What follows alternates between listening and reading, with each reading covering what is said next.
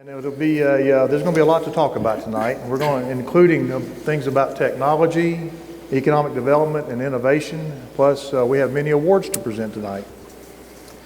But first of all, I want to give a shout out to all of our sponsors for your support. Without you guys, this event wouldn't even happen. So thank you very much. You guys make a big difference for us. And a big thank you to David Matlock, Executive Director of the Southwest Virginia Higher Education Center, and the staff here. They did a great job, as they always do. Thank you guys for a great job setting up. It's all super, as you always are, doing a great job for us. We appreciate it. Sam? Okay. We're going to start out with an award. We're going to mix it up tonight and do an award. Good evening, everyone. As Don said, thank you very much for coming. We really appreciate you making time in your schedules to be here. And we're pretty excited to get back closer to normal. We're not quite there yet, but we're headed there. And we're just so thankful that you all made the time and the effort to come out. We thank all of those who are joining us on Zoom as well. Our first award tonight is, let me grab the...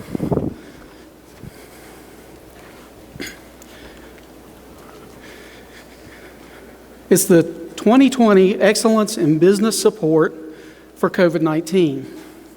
And this award actually goes to Sandy Ratliff with Virginia Community Capital. Sandy is an Assistant Vice President with and Community Innovation Advisor for Virginia Community Capital. She's a passionate supporter of Virginia's small business community. She was born and raised in Southwest Virginia and worked in economic development for a number of years.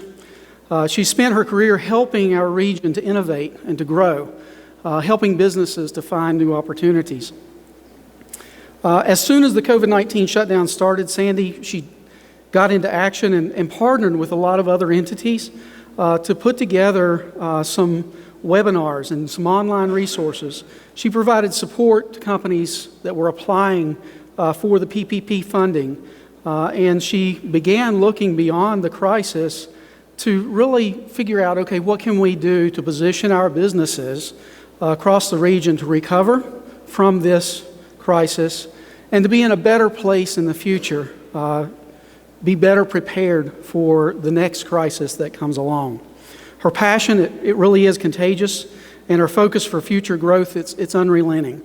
So thank you, Sandy. She's not able to be here tonight, but we want to thank her for stepping up and for providing support to our business community throughout the crisis.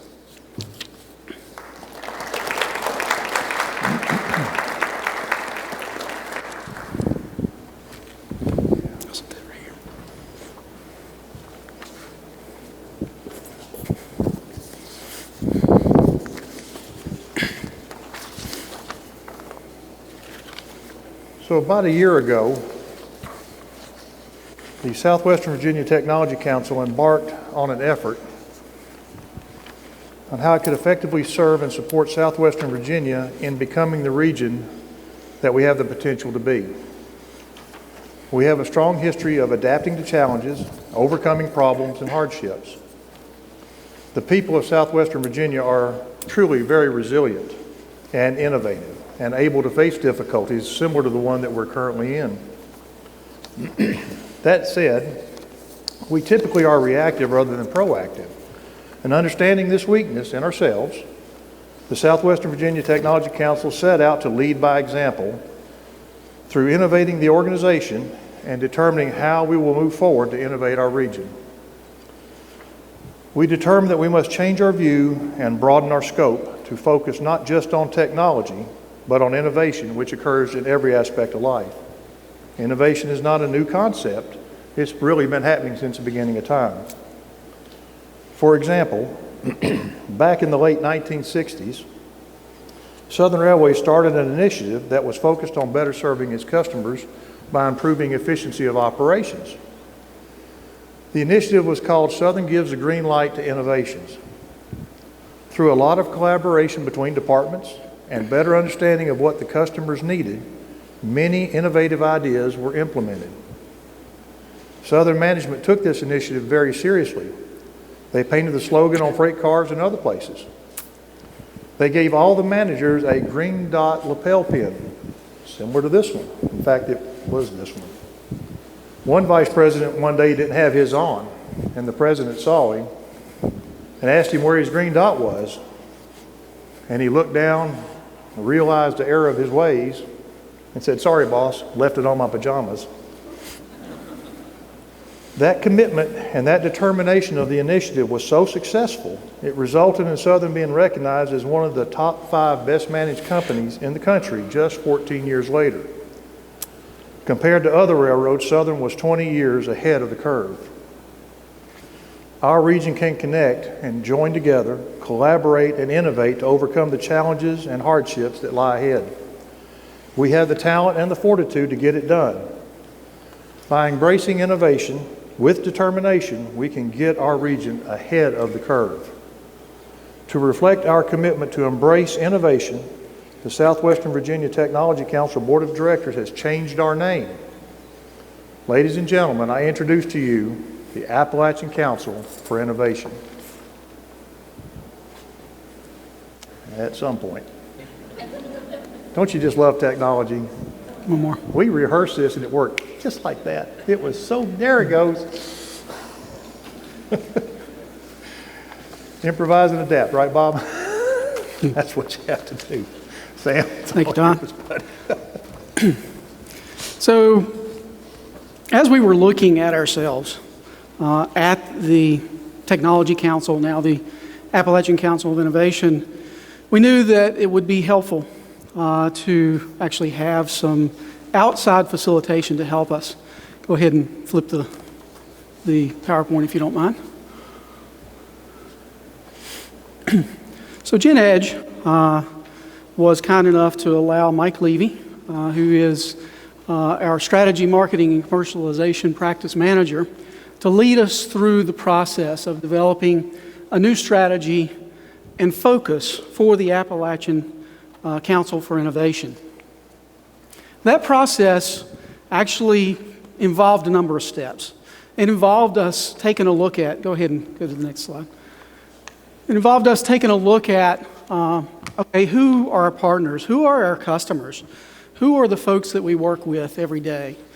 Who do we want to be? Who should be? It involved us taking a look at the customers, the market. What are we doing and what are we going to do? What's that future look like? And ultimately, you know, what is the offers? What is it that we can actually do? What can we provide? So we came up with 3 very specific strategies. These strategies were bold.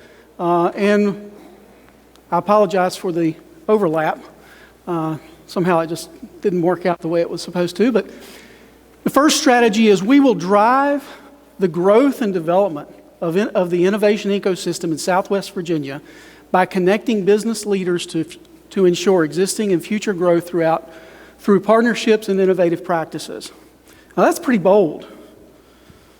Innovation isn't something that's easy. But things aren't going to change if we don't take bold steps. Go ahead to the next one. Second one is we will be the key partner of STEAM, which is science, technology, engineering, art, and mathematics. All of the creative and needed specific, parts of our educational system to help in innovation, to help in that growing those programs that will meet the needs of our regional businesses. But really leading our businesses to that STEAM, those STEAM programs and helping them to see the opportunities that are there. Okay, next.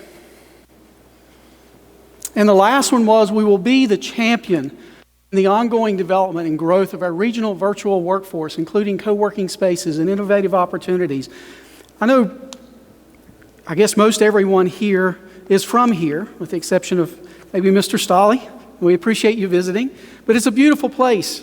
And if you're going to work away from an office, if you're going to have the opportunity to work from home, if you're going to have the opportunity to work in a co-working space, this is the place to do it, right? So let's move on to the next slide. One of the key things that we talked about doing was connecting businesses to one another, connecting businesses to resources, connecting businesses to all the opportunities out there, to the educational system, getting businesses connected so that we're communicating and we know what's happening from one part of the region to another. So an idea came up. This is an idea that actually came from a long time ago, something that Don Purdy and some others had thought of 15 years ago. And that was a portal, a web platform that actually will allow businesses, that will allow people, that will allow resources, educational systems, governments to connect to one another. And we were blessed with the opportunity to take that project to the Coalfield Economic Development Authority, and we were able to get funding to take that first step and create that business-to-business part. Bring the business data in, get it all in one place, have a place where businesses can go and see what's in their backyard. One of the things that sparked this conversation was some work we were doing with a business in the region in connecting businesses together. And ultimately, they didn't know one another existed, but they were able to capitalize on that, and it helped both businesses. So this idea can work. We can help one another, and in Appalachia is the platform to do it with. So Don, you want to come on up, and we're going to kind of look at, let's go to the next slide.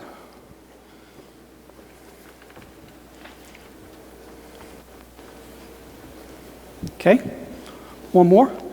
In Appalachia starts with connecting businesses to one another through a web platform that they can come to and easily find one another.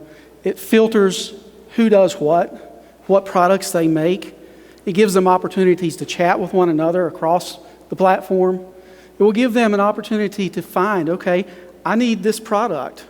My supplier can't get it to me for a month. Is there anybody here that can do that and make it for us? Right now, if you go and you search it on Google, unless you have search engine optimization going and you're actually really good at that, you're probably going to be 2 or 3 pages down. It's hard to get in those top 2 or 3 pages. But this will not be the way that works. Here, this will be about businesses within our region, connecting with one another, communicating with one another. And without businesses, there is no place for the workforce, there is no income, there is no tax revenue. This drives it all right here, businesses. This is where it's at. This is what drives it all, and we need to figure out ways to grow these businesses regionally, organically, right here. We can do it. There's about 20,000 businesses in our footprint. Imagine if just 1/4 of them or 5,000 of them added 1 employee. We'd be hard-pressed to support that workforce growth. That would be a tough but great problem to have. But we can do that, and through this platform, the idea is to grow the businesses organically, internally, so that we can take advantage of our own network of businesses so that we can work together, break down these barriers, break down the artificial lines, get rid of the county lines and all that good stuff, and work together. That's what we need to do, and we can do that through the example that Sam was talking about just a little bit ago. Two businesses didn't know each other existed. They helped each other. It works. It absolutely works. Next. We also want to connect in things like tourism. We had, prior to COVID, a growing tourism industry. And, there's things that our businesses can do to help one another, even manufacturers helping to support tourism.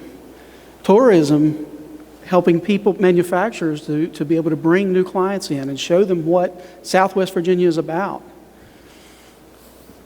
Go ahead, next. Education, Don. Well, so how many different 4-year colleges are in southwestern Virginia? Everybody name them real quick. You have to think about it, but here they would all be listed. Same true with K through 12, 4-year schools, or the community colleges as well. They'll all be in here to make it much easier for people who are looking for a specific thing to find it. That's the whole point, is be able to connect and find things quickly and easily. Okay, next. Healthcare, that's a big one. I think about this project in terms of what we've experienced over the past 6-7 months. If we had had this platform in place, we certainly could have been much better connected as we saw COVID-19 come through, the initial waves, the initial cases. We could have had a good picture of exactly what was going on. Doctors could have been connected to one another. This is really about people connecting to one another in our backyard so that we're not having to go out someplace else to find what we need. And this will give us an opportunity to have all those doctor's offices, all those dentist offices easily locatable, easy to get to, easy to find. For example, what if you had a medical situation, it wasn't a 911, you didn't, but you were looking for an urgent care, and you're from Tazewell County and you're in Lee County. Where's the nearest urgent care? Well, which health provider is it? Is it Ballot? Is it HMG? Who is it? Well, in Appalachia, we'll have them all listed, so you can go to the website and easily find it. The idea is to make the connections easy, and this is what this platform will provide. Okay, next. Community. Who is it that we all are? We all are part of that community, right? Where does your workforce come from? It comes from your community. Where is your family? It's usually in your community, close by. It's all about creating those connections for the community. And in Appalachia, we'll give the opportunity for people, individuals, to go in and to find the things that they need within that one platform. So, for example, job searches. So you guys, some of your businesses are looking for, you've figured out how to grow organically, you're doing that, and you need some employees. So we'll have job posting capabilities here. People that are in the community are looking for work, make it a lot easier because they'll know where they're looking because we're looking in the region itself. So it'll make life a lot easier for the community to connect to you guys. And they may also be looking for what it is you're selling. Here's another opportunity for connections. Next. Resources. What about resources? I know I've done a good bit of work over the past several years with a number of businesses across the region. And sometimes it's hard to find what resources are available. If you go online, sometimes it's hard to search them down and to locate them. We want to make all of those resources, connections to all of those resources available. And not just for the businesses, but also for resources to partner with other resources, to collaborate, to come together, to work with one another, to come up with ideas as to how we can grow our region together. Because it really is about us growing together, right? We can be anything we want to be. Our limitations are ours. We set those limitations. We think that maybe other people do, but no, we don't. They don't. We set those limitations.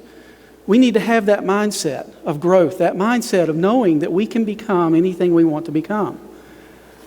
Resources are a key part of that. And there's a lot of them here, a lot of them available, and we want to make them easily accessible through in Appalachia. Tom, next. So all the various government agencies, there's a few. I got an amen from that one, and I was being a tad bit sarcastic. Imagine that. There's a lot of government agencies out there, lots and lots and lots of them. And do you know where to go look for them? I mean, there is no, you can Google search it. And what's happening is there is a Scott County, Texas, I believe. I have accidentally gone to that website more than once. There's a Wise, Florida, if I'm not mistaken, Tazewell, Tennessee. It's easy to get on the wrong place if you just try to Google search this. So we put it all in one place in Appalachia where you can easily find it under the government tab. Next. We are in Appalachia. Okay. Any questions? Anybody got any questions? Anybody Comments, got any questions thoughts? on this? Thoughts, comments? It's you're in Appalachia.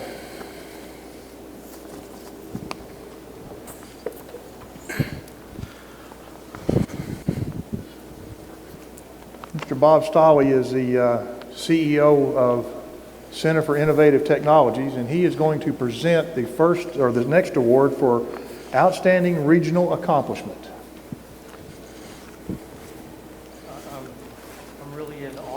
being able to present this award and feel that I'm clearly not worthy because of the person that we're recognizing here tonight has been such a backbone for technology and innovation and networking and connections. And we're making the award, the Outstanding Regional Leadership Award, of course, goes to Esther Bowling. And please, yes, Esther. All right, Esther. We hope that Esther's able to listen online. For all of those that are joining us via Zoom, I'm sorry you won't get one of the cases of wine that all of us will get that showed up here today. Donald will be handing those out as we leave. But sure, thank you, Bob. From my perspective, certainly Esther is someone that has held people together personally and done so much of the connecting that you saw in that chart earlier. From our perspective outside the region, it is so important to have a person, to have that contact, not just a name, not just a phone number, but that person that knows where everything is, knows all the people, knows how to make things happen. Esther's been that for as long as I can remember, and literally through 3 or 4 different jobs that I've held, Esther's been the face of Southwest Virginia when it comes to the Technology Council. We owe her so much, and from a CIT perspective, we rely on her for information about the region and information about the people, and I have such a good relationship with Esther. I'm not able to make each one of the Tech Council meetings, but Esther knows I can pick up the phone. Esther, if you need something, call me. And Esther, in that wonderful Southwest Virginia accent and personality that she's got, of course, no one can say no to Esther.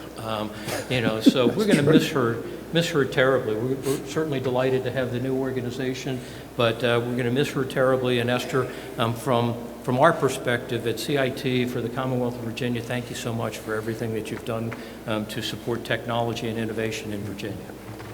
Esther, from the Technology Council, thank you. You have been the rock, the one that has held this thing together for all these years. And you are greatly appreciated, loved by us all. And wish you could be here to receive your award, but I believe your husband, who is probably very close by, has probably got something for you. And I'm hoping that he's handing it to you right now. So I hope that we caught you by surprise on this one. Better be more than a kiss. Yeah, well, it's up to them. I'm not getting involved in that. But now, Esther, we do appreciate you greatly. And for those of you who are new to the Tech Council, Esther's been our executive director for, I guess, close to 15 years or more. And she's just done an outstanding job, absolutely outstanding job, and is a staunch defender of Southwestern Virginia, and she doesn't mind telling people who criticize this region they can leave if they want to. And that's a good thing. I mean, she is an absolute staunch defender of our region, and so I think it's an award that I know is well deserved. And Esther, thank you again. Have a good evening. Thank you. All right. Now I'm going to formally introduce Mr. Bob Stalley, and all he said was to say is, "Here's Bob."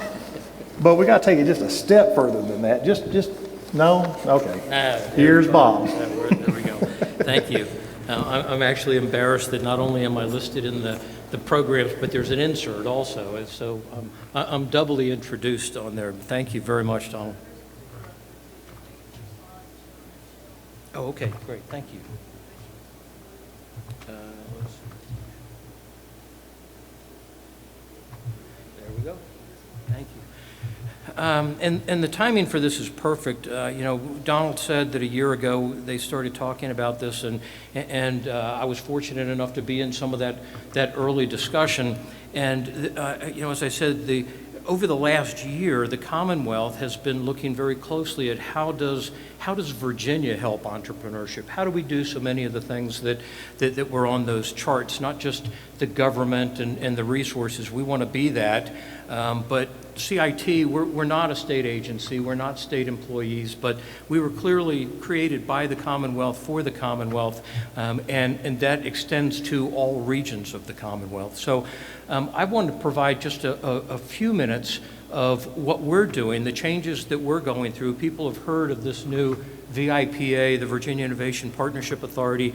A year or so ago, Robbie DeMaria, who was the Deputy Secretary of Technology, spent literally about 6 months traveling the state, hundreds of meetings and roundtable discussions to try to figure out how Virginia can better meet the needs of the entrepreneurial, the early stage innovation companies. And this is the product of it. The last session of the General Assembly, not this special one that we're literally, I think we're going to be able to say we're done with this week. I think they're going to be done this week.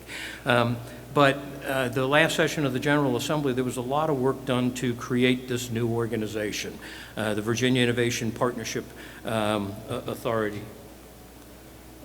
And from CIT's perspective, we've actually been around since the 1980s. We were, during the Chuck Robb administration, he realized that Virginia needed to do a better job of connecting the researchers and the innovation that's going on in the universities with the businesses, and created the Center for Innovative Technology and charged it with focusing on the early stage companies, on capital formation, on commercialization. And while that has evolved over the years, that's our role.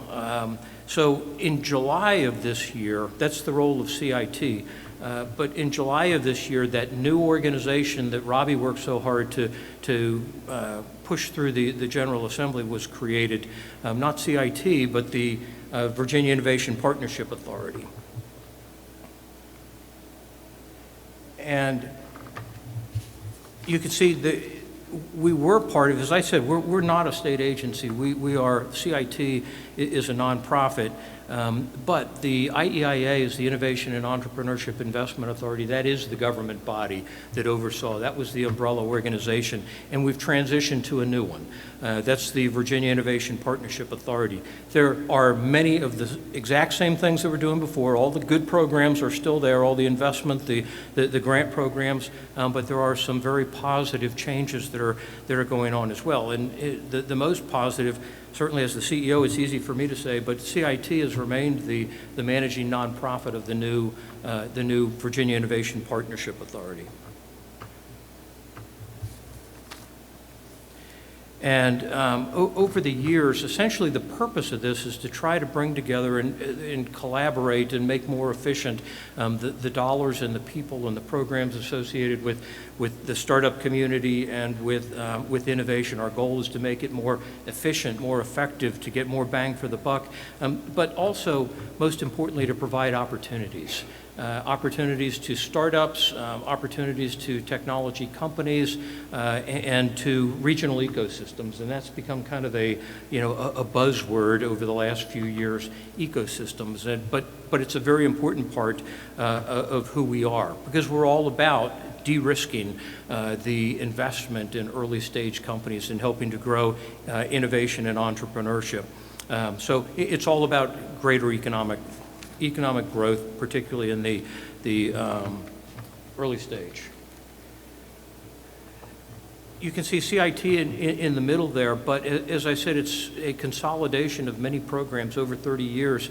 There were a variety of very good, well-intentioned programs that sprung up in different state agencies or in different nonprofits, and the VIPA brings all of them together under one umbrella. CIT is the management organization, but for those, the other alphabet soup up there, the CCALS, which is the Commonwealth Center for Advanced Logistics Systems, the Virginia Catalyst, also known as the Virginia Biohealth Research, something or another.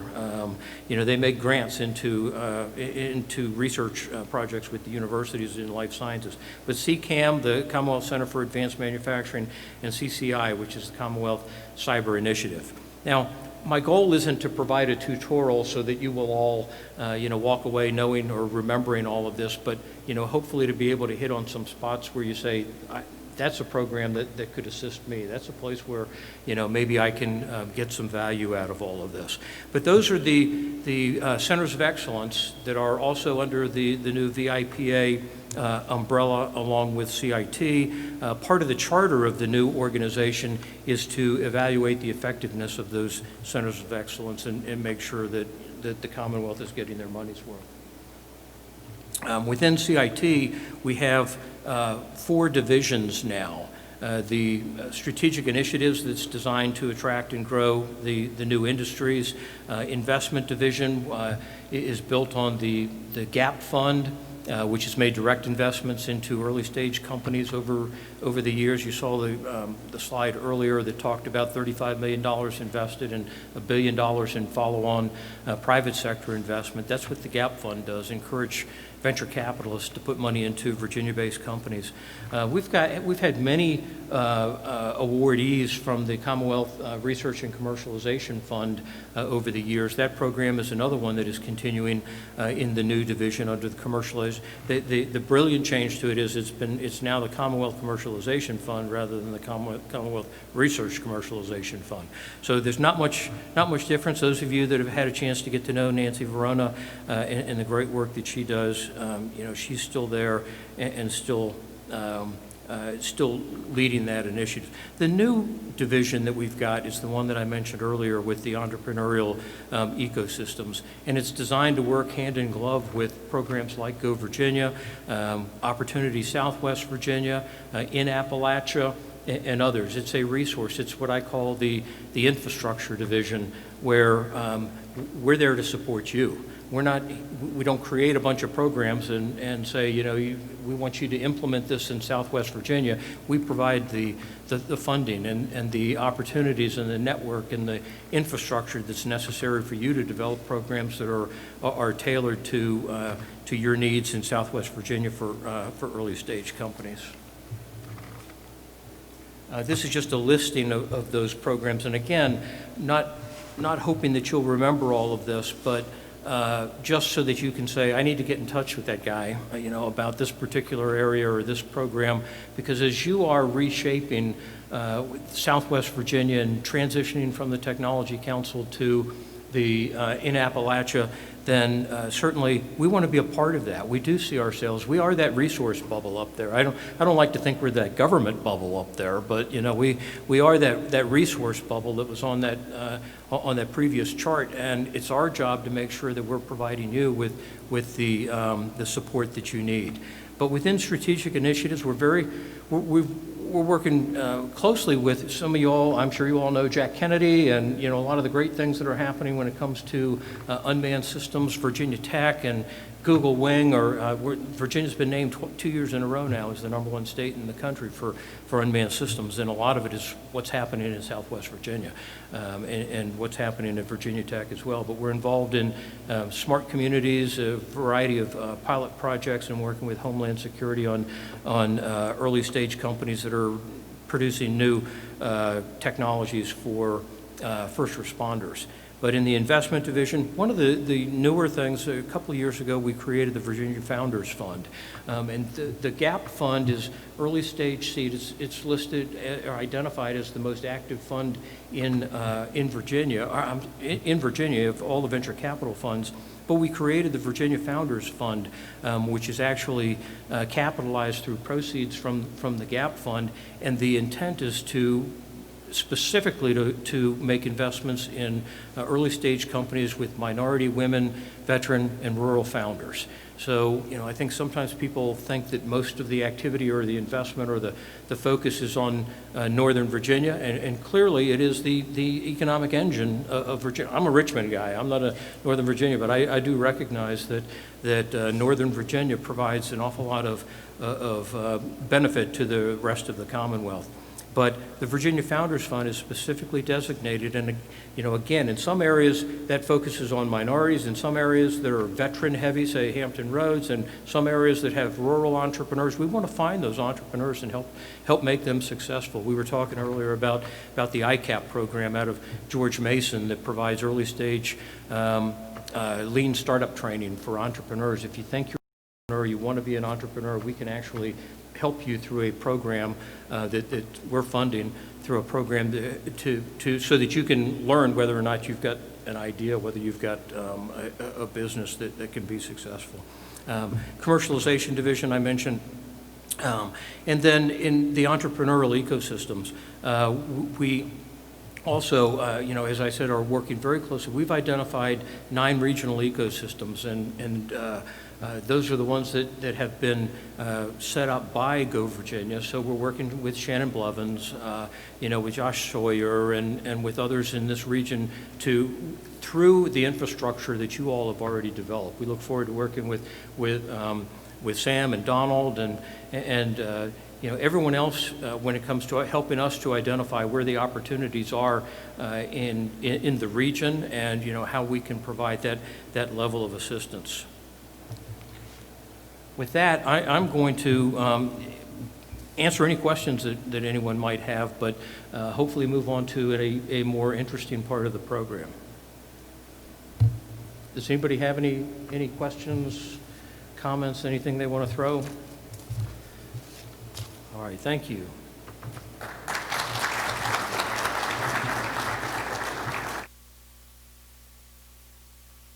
Mr. Stalley, we very much appreciate you making the time to come down and present to us and spend some time with us here in Southwest Virginia. Let me get my papers ready and see if I can find the next one of these. We're going to do another one here.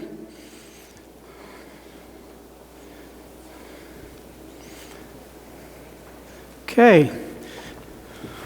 This next award that we're going to do is to an organization that has provided a tremendous amount of service over the years to Southwest Virginia. It is a way for our businesses to find the funding, to get funding that they need to grow. The Excellence in Government in response to the COVID-19 award is presented today to the Virginia Coalfield Economic Development Authority. Mr. Childress.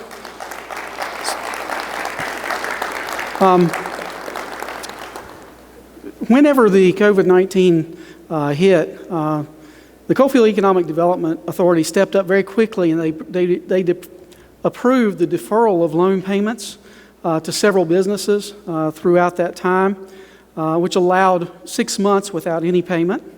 The organization approved close to $750,000 in 0% interest loans throughout its footprint area to the industrial development authorities. And that money was to be reloaned to small businesses throughout all the localities in Southwest Virginia to help them through the challenging times they were going through. The authority was able to assist 129 companies throughout the E-region with that funding. So, Mr. Childress, thank you. Appreciate it very much. Yes, sir. Thank you. You want to say a few words? Or? I'll say those for a little later. Okay, great. Great. Thank you, sir. And now I have the privilege to introduce a few folks that I've worked with. Are the folks here that can move the podium for us? Okay. I have the privilege to introduce a few business leaders from Southwest Virginia. These folks I've come to know, and they are really the future of our communities, of our region. They're growing, they're focused on growth, they're focused on serving their employees, on serving their communities, on serving and working with one another. And we are truly blessed to have business leaders like these folks as a part of Southwest Virginia. So first of all, I would like to introduce Mr. Todd Elswick. He is going to be one of our business panelists. Come on up, have a seat. Jason and Bethany Rose. And I'll let them tell a little bit about who they're with and their companies whenever we get started. That'll be a part of the panel. Matthew Clark.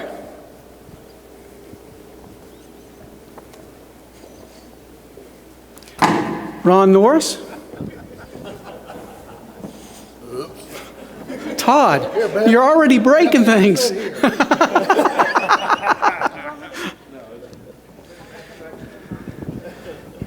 And to moderate this session, Melanie Lawrence. She's the co-owner of Lawrence Brothers, located in Bluefield, and she's going to moderate this session. I really do appreciate all of these folks being willing to spend their time with us this afternoon and talk to us a little bit about what they're doing and what they've been doing. Melanie? Stuck sitting beside you. Good evening. Yes, no?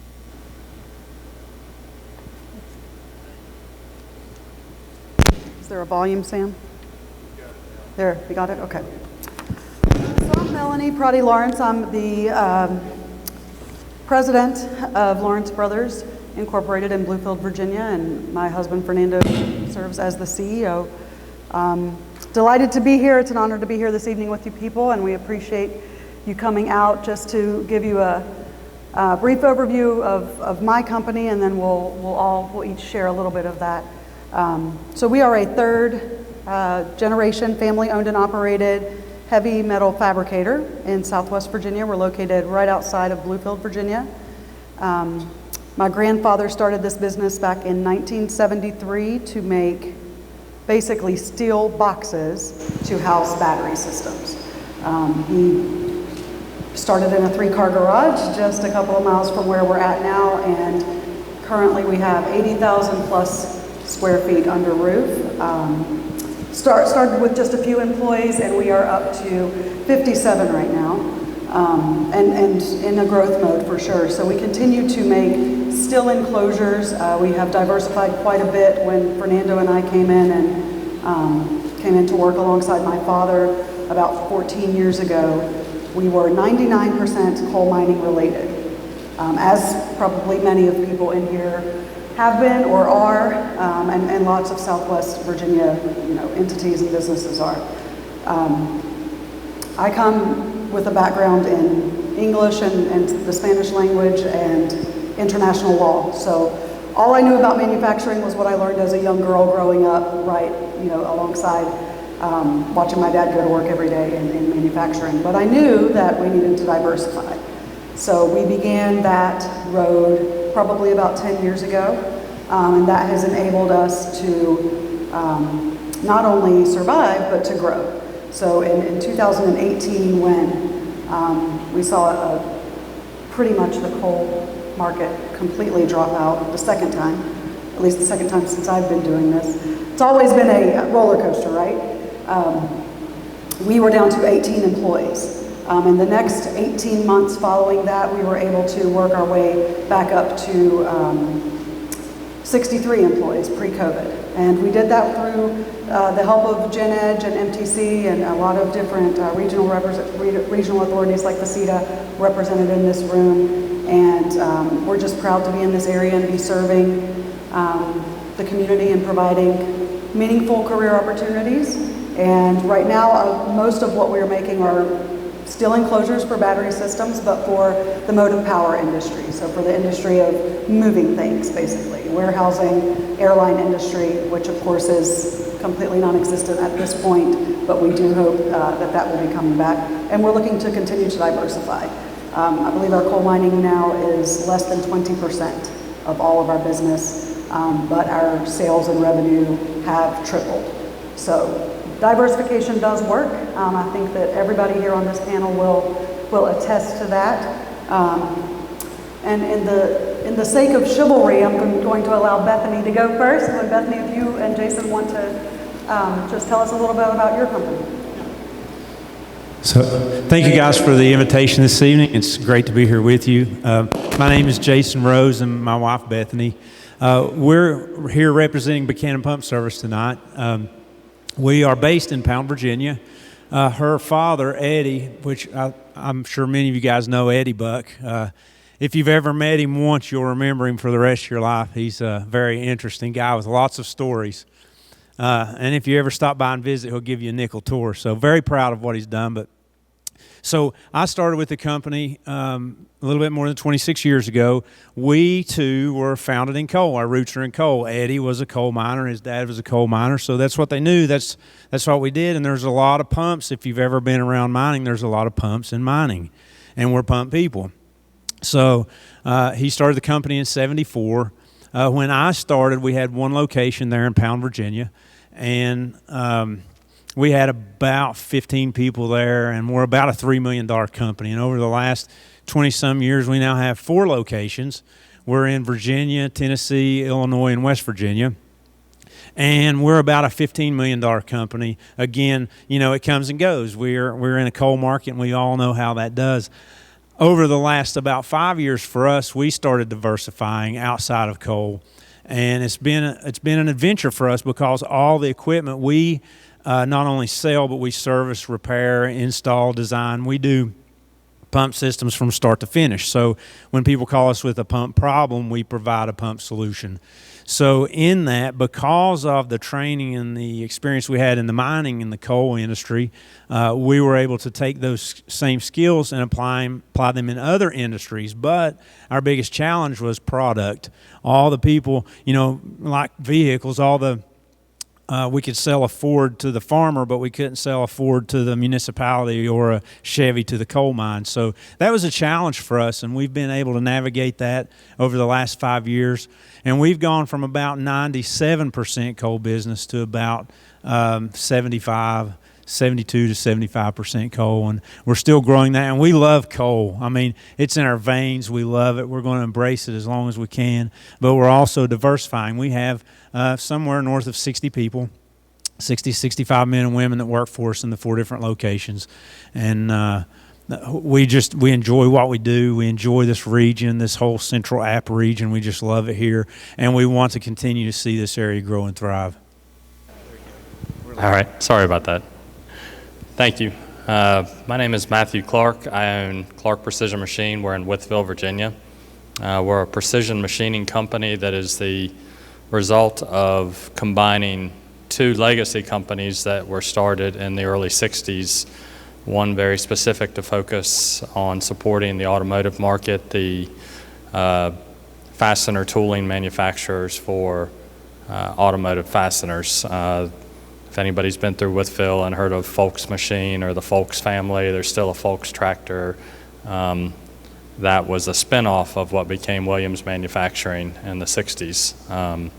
The second company was also founded shortly after G&W Manufacturing to support a company that's now known as SPX, but was Lightning Mixers. They made concrete mixers in the 70s and had a large facility in Wytheville. So both businesses were solely focused on one specific customer, one specific market. And in 2015, my wife and I purchased both of them as they were struggling to stay alive. At one time, they had been upwards of 30, 40 employees in one business, 60 in another. And when we purchased Williams, it was down to 6 employees, and I think G&W was down to about the same, 6 or 7. So we spent the last 5 years pulling the 2 companies together into one, diversifying into the commercial industrial market, staying within the automotive markets, but focusing on precision machining, tight tolerance parts for those industries. We have recently expanded into some Department of Defense work as well as infrastructure building products. So diversification obviously is key. Today we're about 30,000 square feet in manufacturing and have 36 employees. We've grown upwards of 20% year over year over the last 5 years. This year isn't going to be quite the same. Probably like most of you, we have managed to keep our head above water, but it's been a challenging year. But we are still here. We are still here, and I'm grateful to be asked to talk about that here today. Thank you, Matt. Ron, would you like to tell us about your business? Yes, sir. Good evening. My name's Ron Norris. My wife and I own Northbelt Fabrication. We're located in Norton, Virginia. We're a heavy metal fabricator. We do a lot of work with I-beam structures, a lot of small parts. My wife and I started our business in 2014. I had a design idea for supporting massive weight. A lot of the mining equipment was supported by wooden crib blocks, and it was unsafe. And seeing fatalities and injuries, we were able to create a design, get 2 U.S. patents on it, and thought, well, we'll start our own business. This is going to be really smart, and we're going to make lots of money. And I wouldn't wish it on anybody again if I had to do it over.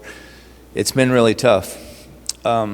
In 2015, well, it started out just my wife and I. We then grew to 6 employees. The mines and everything shut down and it got really hard, so we had to start diversifying.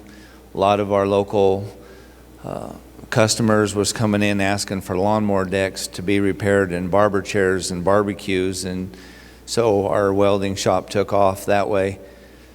We then acquired a machine shop that was going out of business, and we kept growing. By the end of 16, we had 19 employees, and we moved into a 40,000 square foot facility. And before the COVID hit, we had 43 employees.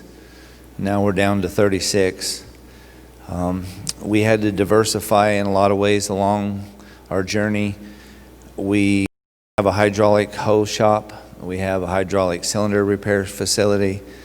We also have a Line-X franchise, which is a spray-on bed liners and coatings, along with all the truck accessories. And of course, we sell nuts and bolts and fasteners to the public as well. So there's a lot going on under that roof, and we've had to have each and every one of those little entities in order to survive.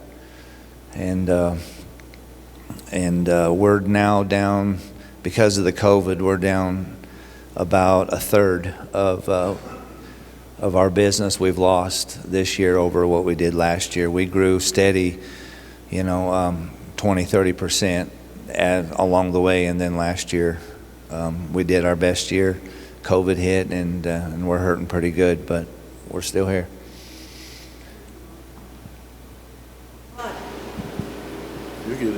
Eventually it'll work. Todd, I'm giving you a limit. You can only talk. Well, this chair seems to be falling apart, so you could kind of just, you could give it just a good swift kick. Right. I'm Todd Elswick. I'm the president of Paul's Fans in Big Rock, Virginia. My father started our business, Paul Elswick, of course, hence the name. We were 100% dedicated to the coal industry, and in the last 10 years, we have started diversification. And in the last 5 years, I'd say that we have turned very aggressively to diversifications. We started with underground limestones mines as customers have came to us for incredible need, and then we kind of took that idea and run with it a little bit, and now I think we have 9 different product lines and 9 different lines of diversifications that we have turned to. We've turned to automation and controls. We've turned to, of course, the industrial line. We have, again, in the aggregate line. We are now in gold and silver and working really hard just to continue to push out. Just got our first job through the DOD, working on some projects for them on some locks on the TVA system, the big boat locks that the doors are opening, that we are going to work on some of those. So we continue to diversify. We continue to look for new things such as lawnmower decks and barbecue grills, and anything else that we have to do to try to make a living. My father started our business in 1958. We too are running right around 40-ish employees, kind of up and down, and certainly we've had to make major adjustments for COVID. But by the grace of God, we're hanging on, and if we're going to go out, we're going to go out just like that old frog with the pelican. You know, we're going to go out kicking and fighting. So as you guys can tell, you know, we have in this panel of business leaders, you see that we've got a lot of similarities and some differences too, but you know, one thing that I feel like helps Southwest Virginia, the people of Southwest Virginia, stand out is our resilience. And that's just something that I can see not only in our workforce, but in our business leaders and, you know, well, I was going to say political leaders, sometimes our political leaders, right? But in our regional organizations that we have that help to support our efforts and help to support the economic growth that we're all wanting to see take off here in Southwest Virginia.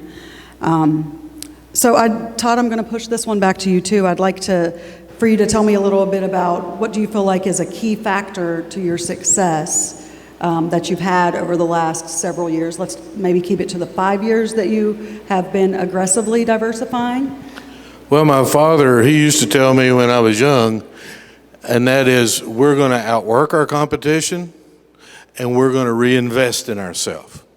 And we have done that. And our diversifications is pushing into these fields brought us new products, new exposures. You know, they say the old saying, nothing succeeds like success. But as we moved into new fields, there seemed to be another one that came along to find it right behind it. It's just like our electrical division that supports the motors that drives the fans. So it seems like every time that we are able to make one of these steps, move towards diversifications, it has helped us to move into other directions. That's fantastic. I think... that's a good word. What is? Fantastic. Fantastic. Yes, that's ma'am. Right. Lots of people like that word. I like it a lot. My children love it. Oh, I bet they love it. For us at Lawrence Brothers, I think one of our key factors to success has been the resilience. And not just that, but our willingness to trust and our willingness to invest in ourselves as a company, but our workforce that we have as well. And, you know, I don't know how to weld, but I have excellent master welders and I trust them. I don't need to look over their shoulder and micromanage what they're doing. And if I do not know something, I'm going to bring a group of experts or people around me like Randy Rose or Sam Wolford or Nelson with the MTC to help teach me and help show me and guide me and mentor me in a way that I can reach that success. So knowing, I guess, that you don't know everything, right? And you have to surround yourself with people who know a little bit more than you. That's been definitely part of our success. What about you, Bethany? Hi, I am Bethany Rose. I'm the Vice President of Buchanan Pump Service. My husband took the last question, but to give you a little bit of background, I started with my father over 28 years ago, and that was when I got paid legally. But we started our company in our basement. We moved it to our barn and then bought our first location in Pound, Virginia. So a lot of similarities with Melanie and I. I think that's why we probably get along so well. We have a lot of the same goals, visions, come from the same background. But 20 years ago, Jason and I, well, it's been 21 years ago, Jason and I left our corporate office, moved to West Virginia, worked there, built up a great location, and then started another location in Illinois. 5 years ago, this coming January, my brother, who ran our corporate office, got a devastating illness and has not been able to come back to work. So immediately, my husband and I stepped in and started going to every location. Probably for about 4 years, we were in Tennessee, West Virginia, and Virginia every week. And so with that, our guys in West Virginia obviously trusted us. We had built a great relationship with them, but our guys in our corporate office, they knew us and they knew of us, and I was the one that always came in to take care of the heavy lifting. If somebody needed to be rode up, if someone needed to be fired, because my background is in human resource, somehow I got nominated to do that. So if they saw us, because you're a woman. right? So if they saw our vehicle pull up on the hill, the running joke was, who's going to get fired? So it's okay. I'm a tough girl and I've got big shoulders. Actually, it's a funny story. My dad, when we first came back, Jason and I had to make some really unpopular decisions. We have a fish pond on the hill, and he would take his golf cart to the fish pond. I would take care of business, and he would text and ask if everything was taken care of, and then he would come back down, which fell on my shoulder. So I'm a pretty tough cookie. But so when we came back roughly 5 years ago, not only had the coal market started to tank, but now we had our corporate office now relearning Jason and I, and learning to trust us and respect us. And those are things that are not just given to someone. Trust and respect are something that's very much earned. So we sort of had a double whammy. Not only could we not be at every location every day, but now we had to go in and create a totally different culture. So to answer your question about successes, I think it's really been because of my HR background, from my perspective, is creating a culture. And you guys know that culture is not an easy thing to change, right? But that's also a good thing also, because what we've really worked on throughout all 4 of our locations, in the midst of all of this also, we added a location in Tennessee. My father bought the land and said, by the way, you guys, I need you all to build a building from the ground up. So we spent a lot of time on the road, but one of the things that became very passionate when we took over the company, and we really got to see the benefits during the COVID era, is being able to create a culture of team, to be able to create a culture of positivity.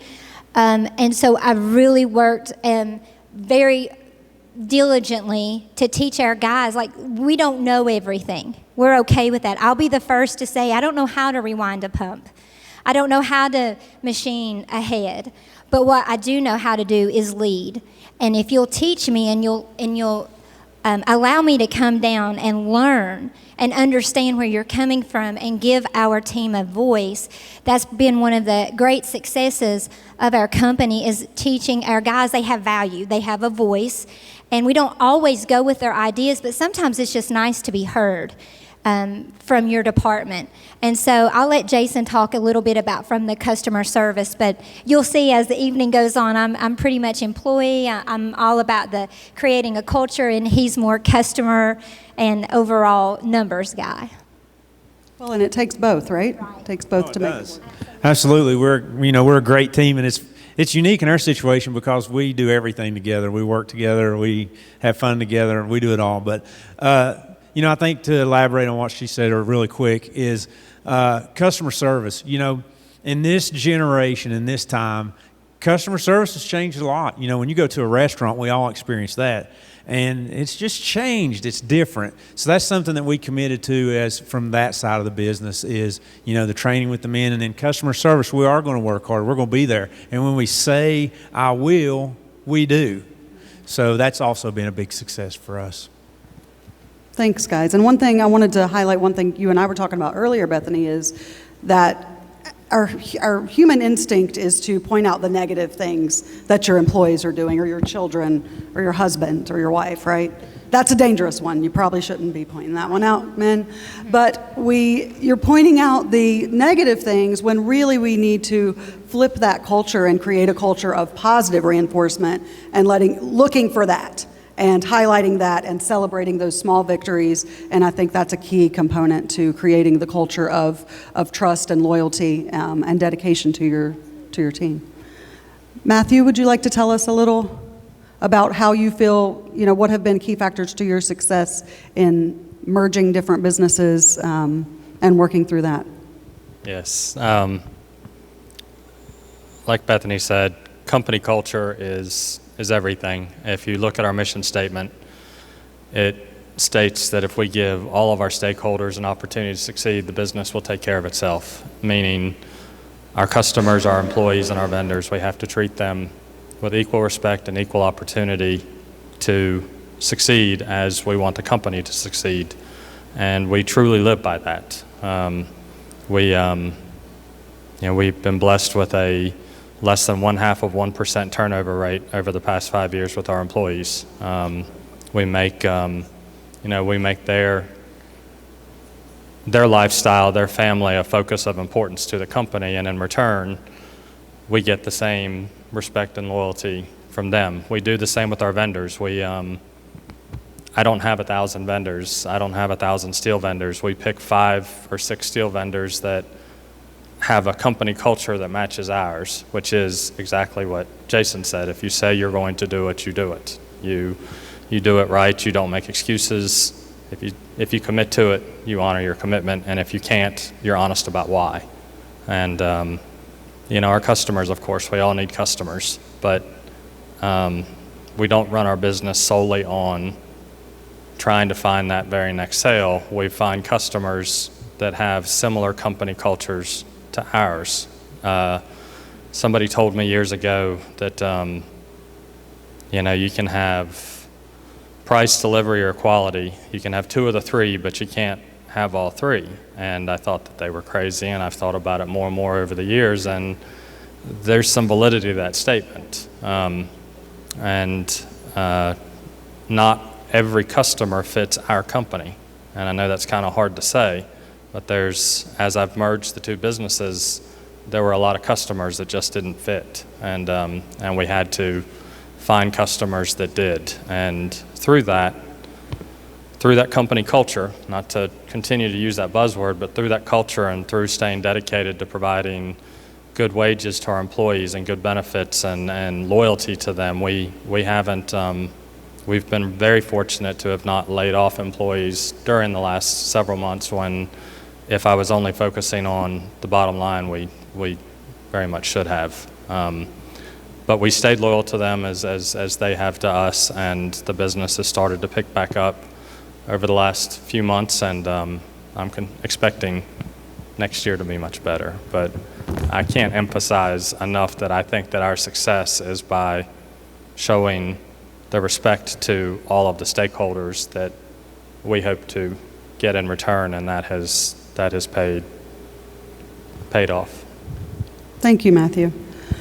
Ron, would you like to talk to us about how you went from just barely scraping by to now under 40,000 square feet and under roof and doing a little bit of everything, even if it is lawnmower decks? Yeah.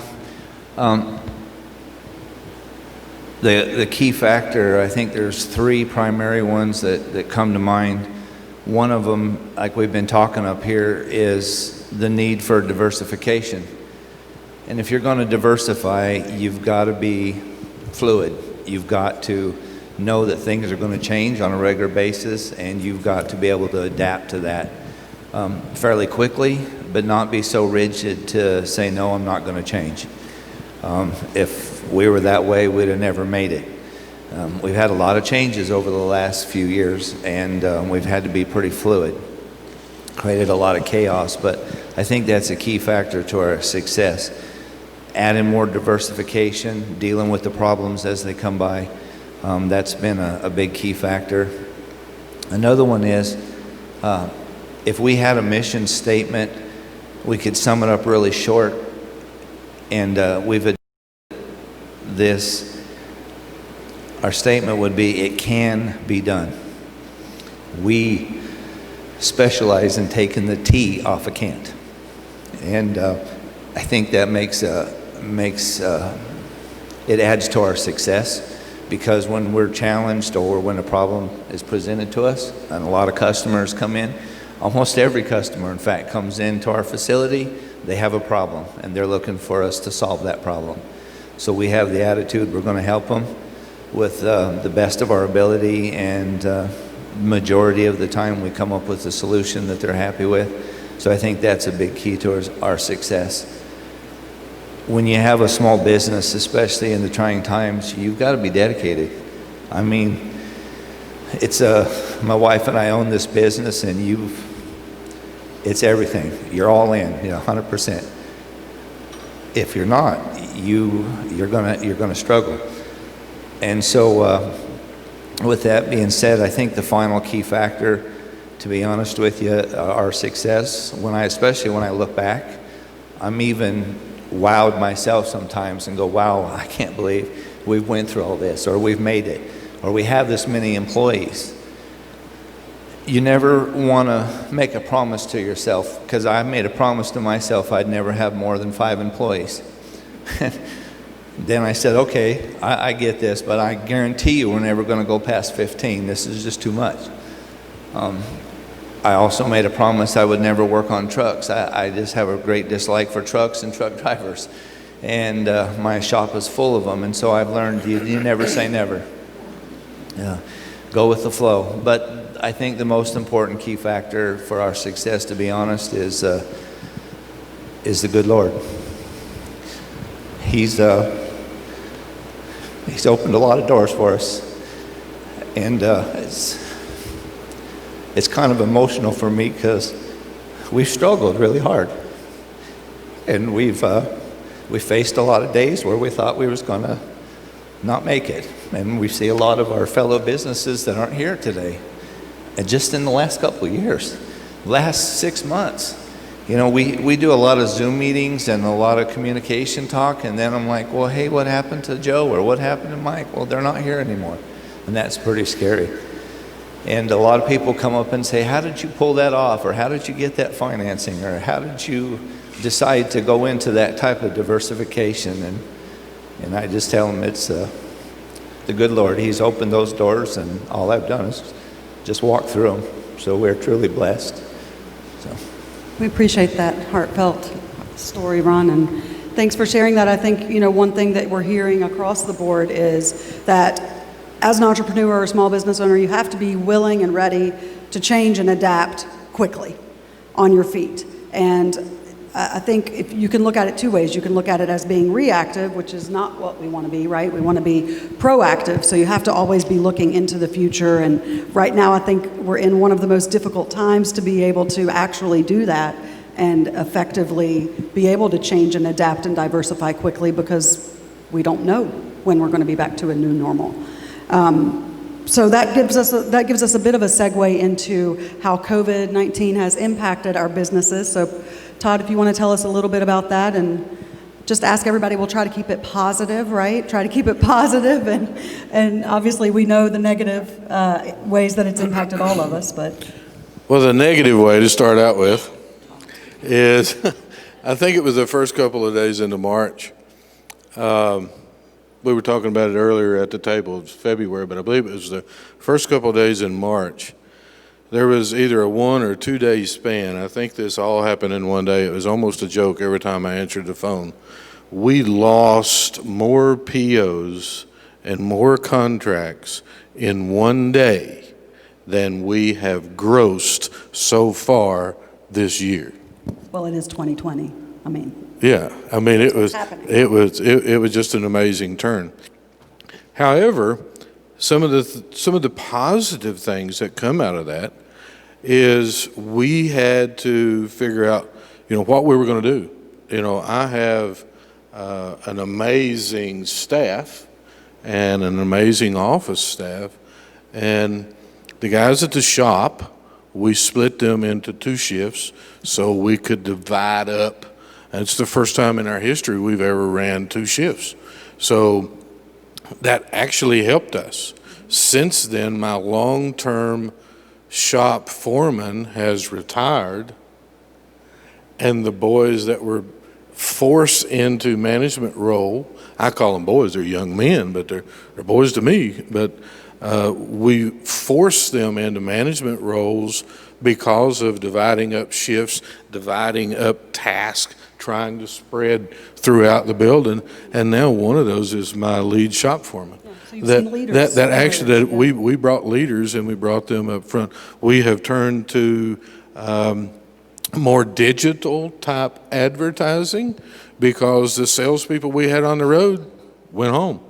You know, there's nowhere for them to go. So we turned to digital. My office staff divided up and we made a plan. And I'll share it with you real quick. We made a plan to look at a 500-mile radius from our facility, and we divided that up into small pieces of pie, per se, from home base, and we gave that to each person to start doing their own research at home of what opportunities may be in that 500-mile radius from home base. And it was just amazing, those opportunities there. We are still answering the calls from that type investment that we made through that period of COVID. So we were able to take such a horrible, unknowing situation, and it seems that it has turned positive now. Positive impact, yeah, that's fantastic to hear. I think one thing at Lawrence Brothers that we've been able to do to embrace COVID-19 is we did have to shut down for 2 weeks. We chose to do that because we had 60 plus employees who many were high risk or lived with high risk individuals. Of course, we knew much less about the virus back in mid-March than we do now. So Fernando and I made the very tough decision, but we feel like the right decision, to close down for 2 weeks. We were going crazy after about a week, I feel like, being at home, and we just ended up back at the office even though no one else was there. But we took that opportunity to really get to know our employees better. And a lot of that came because they were all trying to apply for unemployment and nobody could figure it out. So everybody now has my cell phone number and they can call me and I can walk them through in my sleep how to apply for unemployment. But not just that, you ask them about their families, you get to know their families. If you didn't know, it's hard to know every employee you have when you have 63, hard to know something about them. But that's something that, again, in our company culture, we plan and are very diligent and intentional with trying to do.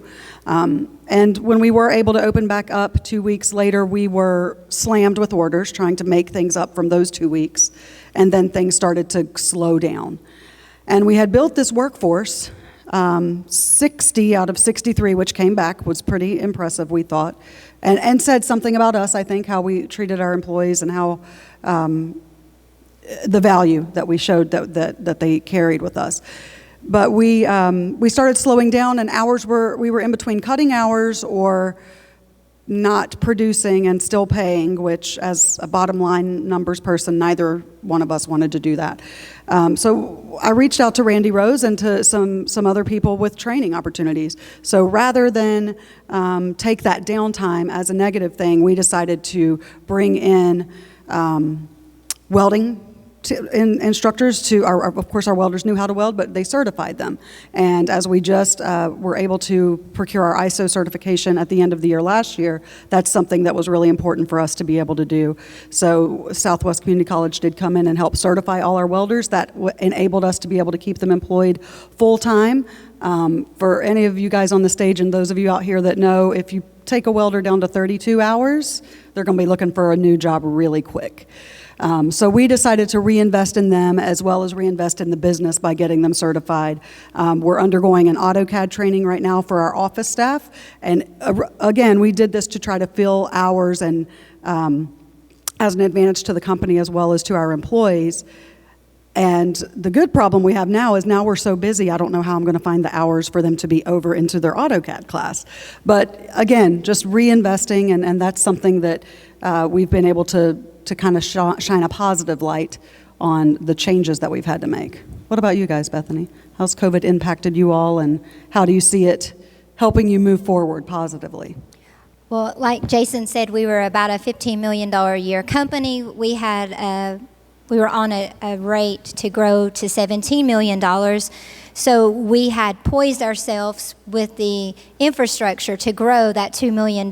So we were dealing with the growth, and then we were deemed essential, but we had a lot of employees that were fearful. But one of the great things that came out of it were two things. It unified our company. Like Melanie said, I had taken a great deal of pride of knowing our employees in Illinois and West Virginia, them, their spouses, and their children.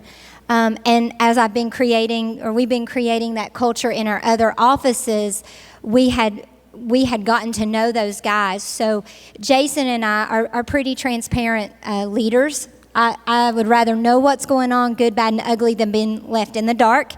And the truth is, your employees talk whether you like it or not. So we just try to head all of that off. And so I'm a pretty upfront person. And so we become quite transparent with our employees. We kept them abreast of what was going on. We made sure that every employee had our cell phone number at every location. We talked to guys just about daily. And so what we found, even though there's a lot of negative things that have came out of COVID, is that it's really unified our company. One example, and then I'm going to let Jason talk a little bit about the nuts and bolts, but our guys, we had to cut their hours back. And just like Melanie said, those are concerns you have that your guys are going to go somewhere else. We actually started having people volunteer to give up time. Our crane operator said, I don't need the hours right now, but we have other guys that need it. I'll go home for the next 3 days. Let me know Sunday if you need me next week. We had another guy that was building a home. He still lived with his mom and dad. And he said, I don't really have bills. I'm trying to get this house ready. I'll work 1 or 2 days a week, give the other guys my hours. So what I got the opportunity and was honored with seeing is just how amazing our team is. And so I think when you look for those moments, you really get to see the resiliency and how amazing your team members are. So we've gotten to see a lot more positive out of COVID than negative. And I'm the girl that sees the glass half full, and I know that. But, you know, if you look for opportunities to celebrate people, you can find them just as much as you can find the negative. So those are just a couple things on the positive side. I'll let you talk about how we changed our work week. And can I say Zoom? Is that a positive thing? Or is that negative? Okay. So for us, you know, Zoom, right. Well, we took it and spun it, right? So in the last few years, one of the things we did is we started diversifying is I started doing some CE classes, continuing education, which was really good for us because there's a lot of pump maintenance guys and a lot of non-pump maintenance guys that need some education sometimes. So I would go around to these rural water associations and do a little class, and when all this hit, you know, Zoom, and I didn't want to do that. I'm not comfortable. I like shaking hands. I like seeing your eyes instead of initials on the screen, right? So that's one of the things that we did. Like she said, we had to change our schedule. We went to a 4-day work week, and in cutting that time, everybody got a 3-day weekend, so they got a little separation from each other on the weekend for, you know, especially for those guys concerned about being close proximity. Changed to 10-hour shifts, but that's what we did with the Zoom thing is now instead of telling people about our company in a 1-hour class that I had to drive 2 hours for with 8 or 10 or 12 guys in a class. Now I was talking to 100, 150 guys in a class. So that was really positive for us. And we've seen, like you said, you did the 500-mile thing. That kind of helped us in that way as well. We were reaching counties to we've got a job coming up on the far side of Charlottesville here not too far from now, and further counties out in Virginia that we haven't reached before. So that's been really neat to get to experience that through Zoom. And I'm not a Zoom fan, and I'm not, you know, or whatever, all Teams and all the other things that we've learned about that. But that's a positive spin for us that's worked well. Matthew, would you tell us a little bit about how COVID's impacted your company and how you can use some of that to move forward, propel yourself forward? Sure, thank you. About 25% of our business is still directly related to Tier 1 automotive. So you can imagine somewhere around the end of February, 1st of March, 25% of the business just went away. It stopped, orders canceled, orders in production put on hold. And we felt it really, really quickly. We took the opportunity to do a better job at focusing on preventative maintenance on our equipment, putting together more thorough plans on what we really should have been doing all along monthly. We took an opportunity to focus on sanitation within the facility. something that really we should have done all along. We have a very clean facility, but what I'm talking about is there's a lot of tools that people share. Micrometers, calipers, wrenches, whatever. And so we put cleaning stations in place everywhere that as tools were exchanged, they were cleaned and put back the same way. We rescheduled our break times and rescheduled our lunch times and moved our work hours around a little bit so everybody didn't have to be in quite such close proximity to each other, and use the extra production time that we had to really make the facility sparkle and shine. And the guys, the girls, everybody kind of got together and took that as a positive. And so going forward, what I would take as a positive out of COVID is that starting next year, the year after, there's a lot of those things that we did that we will continue to do.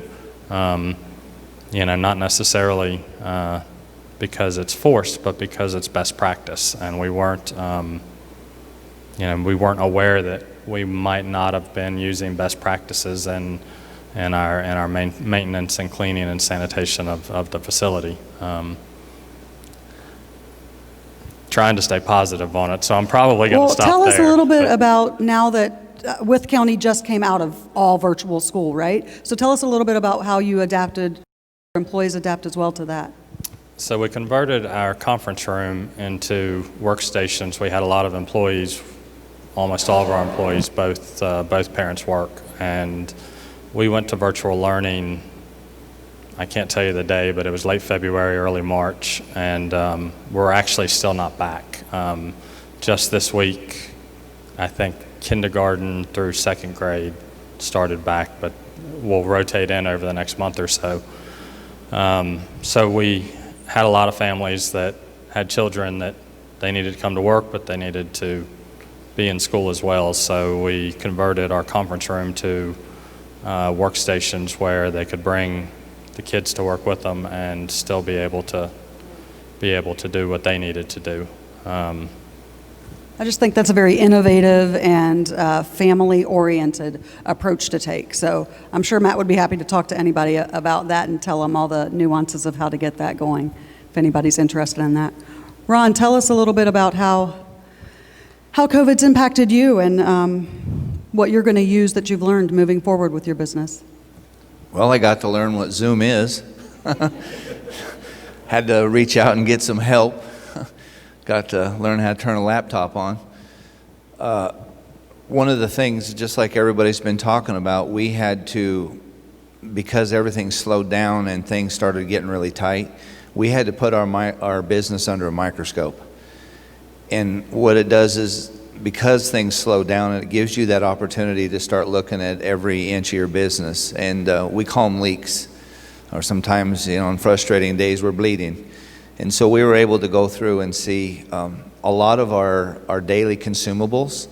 We realized that they were not being used properly, they were being wasted. And when I really started looking at some of the costs that we had, we just had missed it. We'd overlooked it. We've been so busy, I never paid attention. And some of this stuff, we were just flat losing money. We were getting ripped off.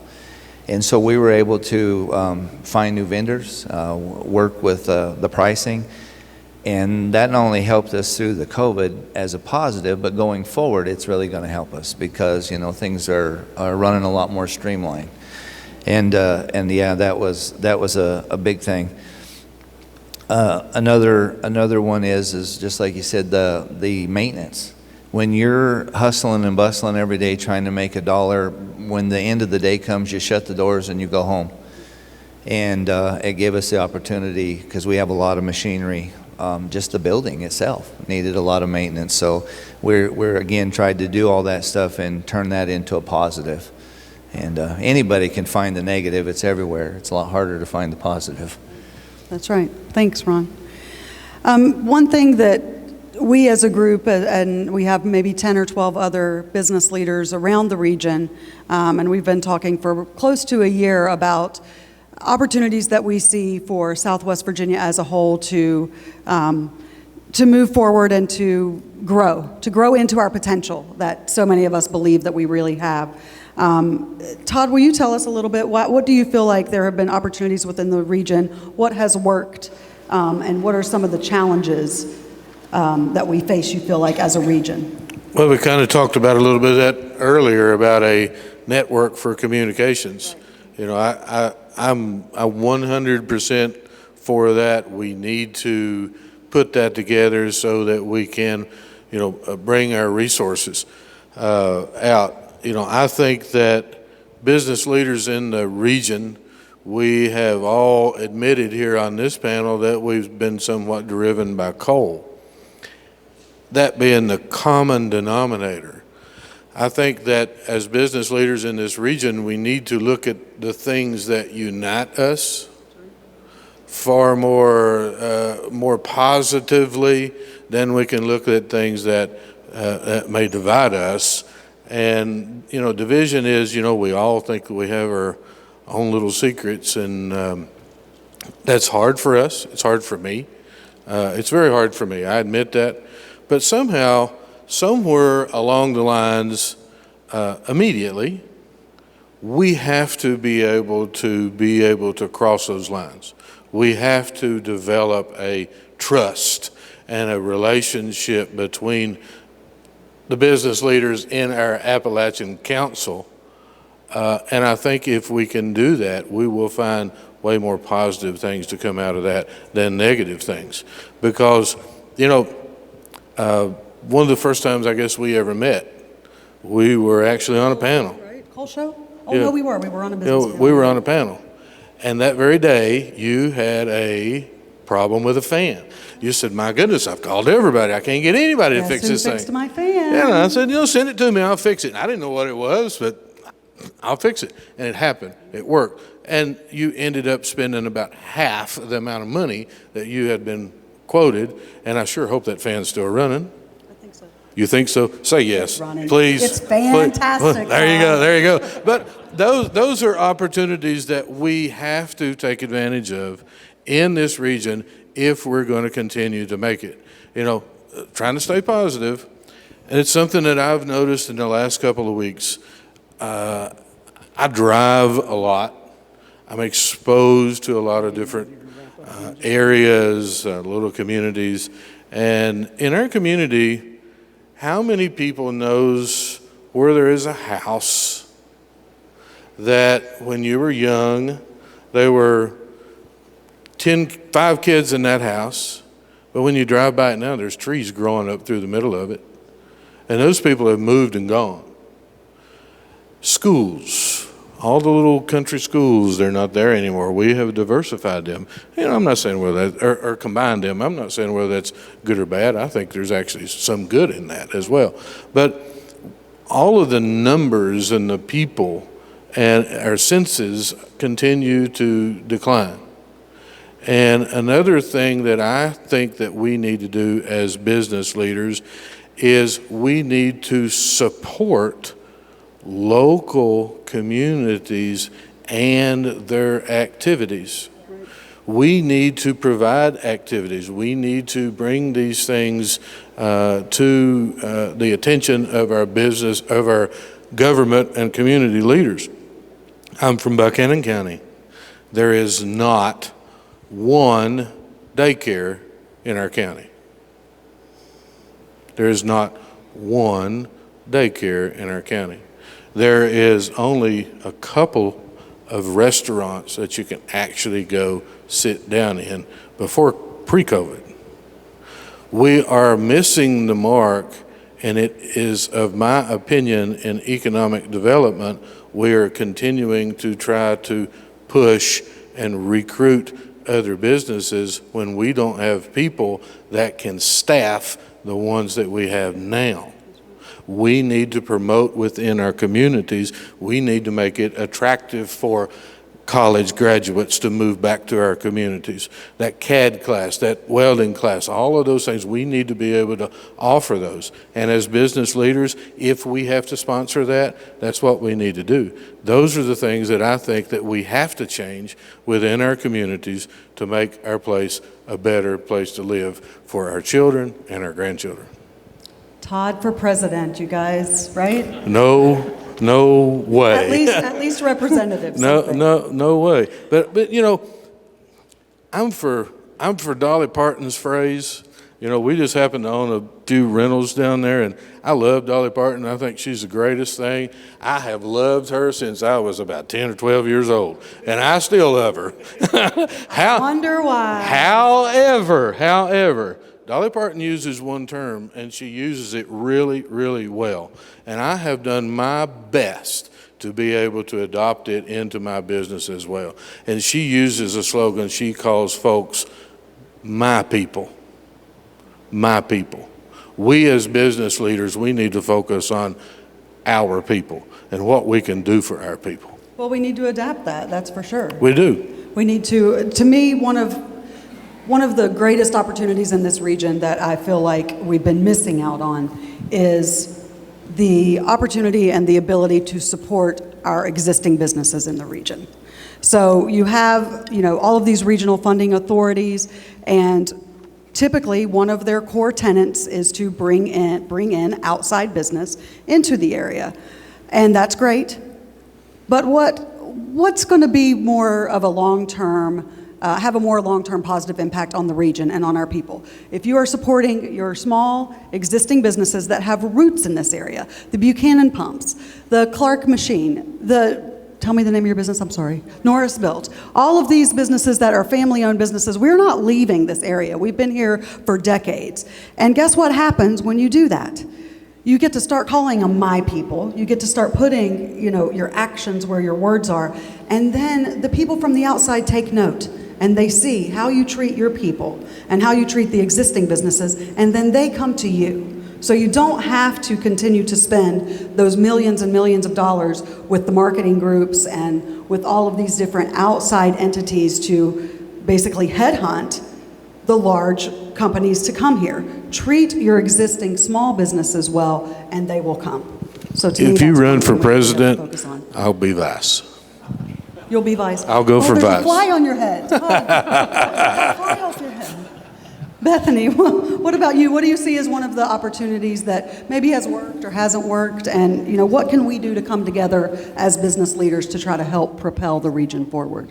Yeah, I think both of us feel the same. We second what you guys are saying. I mean, the networking thing is extremely important. We need to know one county over if they have something we don't have in this. And it's not county lines, it's the region. It's all of Southwest Virginia.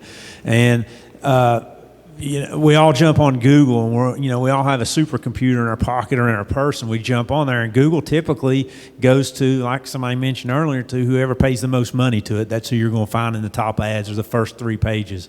So I second that, going in saying the same things for sure. And I'm not running for any office. You're not running, okay. We may nominate you. So anyway, sorry. Bethany, do you want to add to that? Okay. Matt, what do you see as some opportunities, in the region, and how can we have a positive impact on that? That's a great question, and it's a tough one. As business owners, we tend to be protective of our own walls, our own business. Even we may not know we're in competition, but we may suspect we're in competition, and we need to break those walls down and figure out how we can help each other and not compete against each other. The vast majority of our business actually isn't in the Commonwealth, it's in other states. And it seems unusual to me with the amount of manufacturing that we have here that there's not something that each of us could do to support it. And so coming together in a council that I attended last month, is a great start to that. But it isn't just manufacturing. When COVID, when we first started feeling the effects of it, in Wytheville we do have lots of restaurants. We have a lot of family-owned restaurants that that were going to fail. And so we would have lunch brought in a couple of days a week. We would pick a different little mom and pop restaurant and bring lunch in and take that as the opportunity to give the status update to the employees on where we were and what we were doing. But the real intent was to try to keep some money into the community and keep those businesses going. And fortunately, a lot of my colleagues followed suit. And we have has anybody ever been to Skeeter's Hot Dogs in Withville? You know, I'm talking about this little place that's been around for 100 years. They have 1 million hot dogs sold on the side of the building or something like that. They just weren't going to make it. And we started, and again, a lot of colleagues that business owners that I work with started doing the same thing. And so there were several months there where Skeeter's Hot Dogs was coming in and setting up lunches for lots of businesses. And I think we had a small part in helping to make that happen. But even though that's not exactly business to business and manufacturing, it's that mentality that we have to adopt in our region. Yeah, it's taking care of your people, right? And leading by example so that other business owners and leaders in the community follow suit. Ron, what do you see as some ways that we can come together as a region and help propel this region forward toward our potential? Well, I'll give you an example that actually worked for us. Before the COVID hit, we're diversified, and we started getting into our first DOD stuff. And I was faced with a challenge. I had an opportunity to do a contract, but if I took the men off the floor to do this contract, I was going to lose work that I already had. And I was talking with Sam Wolford and Donald here. They were at my business helping me with some business stuff. And I mentioned to what the problem was, and Sam says, you know what, I know somebody. Never met this person before, ever put me in contact with them. That was Bill and his family with Appalachian Distributing. They're here tonight. He came down to my facility. I showed him what my problem was and what I needed to build, and he said, you know what, I can do that. I can build those for you. So by doing that, we teamed up. Two businesses that never knew each other before. He was able to take that contract workload from me and do it, and allowed me to do this new contract, and we both won at the end of the day, and we're still working that right now. And I think that is just a small sample of what we can do with each other, because no matter what business that we're in, there's always some aspect of it that we can't handle. And to be able to reach out, just some of the contracts that we have, just like you was talking about with Paul's fans, we run into some electrical work, and there is nobody in our area that does electrical work anymore, as far as like electrical motors or anything. And so to be able to reach out to Buchanan Pump or to Paul's fans and say, hey, we need some help with this. And I think that's the only positive way we're going to survive, is to help each other out. And so far for me, and working with Bill and his family, it's been a real blessing, and it works. It's a model that actually works.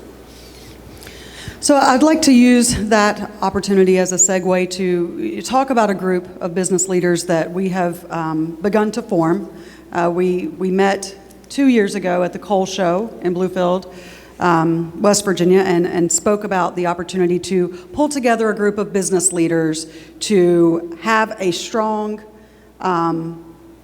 voice, a strong and large and well-represented voice to help speak out, not just for ourselves and for other business leaders, but for all of the employees and the workforce that we represent as well.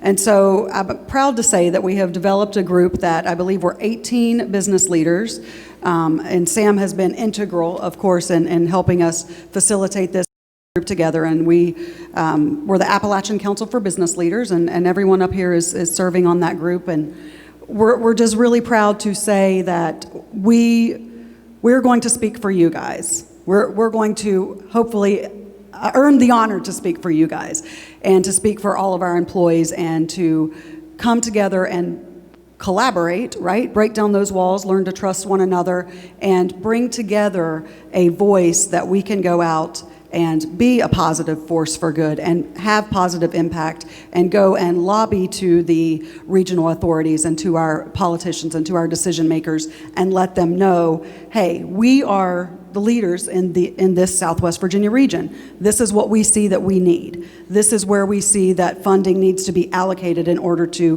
grow this region and propel us toward economic opportunity, right? And to also take up for our people and stop underselling who we are and stop underestimating who we are and stop telling these big companies from Northern Virginia or New York or wherever, come down to Southwest Virginia, you can pay our people a whole lot less to do a whole lot more. Well, hell no, you can't, because we are worth the $15 an hour or the $17 or the $20 an hour that they're being paid elsewhere. So we have to stop underselling ourselves, but in order to do that, we have to be able to provide that voice and go out and speak up and help impact that positive change. So with that, I'd like to open it up to any kind of questions that you guys may have in the audience. I hope we haven't bored you too much. A positive thing, Todd did say he was running for president, so please, first one out of Southwest Virginia.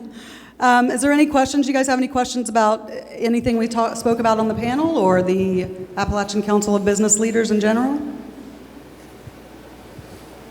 Yes, ma'am. Oh, wow. Shared that is so valuable for any employer in Southwest Virginia. So thank you to each of them for sharing. Thank you. For those of you who couldn't hear her, she said that she had 15 takeaways from our 1 hour that we've been sitting up here speaking. And that's hard to get. 6 people, all of us who like to talk, I think, all of us who like to speak and share our philosophy and our viewpoint. So thank you very much for that. Anybody else? Any other questions? This was just round 1. We have 8 more sessions tonight. And we're getting an official moderator for that, right? He's coming on the stage. Coming now. I do want to thank all of you for taking your time to be here, for sharing with us a part of who you are, for being our people, right? For being our people. You know, I'm really encouraged whenever I look and I see the business leaders we have. And I'm blessed to get a chance to see a whole bunch across Southwest Virginia. And we do have a bright future. You know, one of the things that we talk about and we think about with this COVID-19 is it's hard to predict the future, isn't it? Well, the best predictor of the future, I think Abraham Lincoln was the one that said the best way to predict the future is to create it. And these folks, they've been creating it for a long time. And they can help us as a region to create it as well. So thank you all. Very much appreciate it. If you could come on up and move the podium. Thank you so much.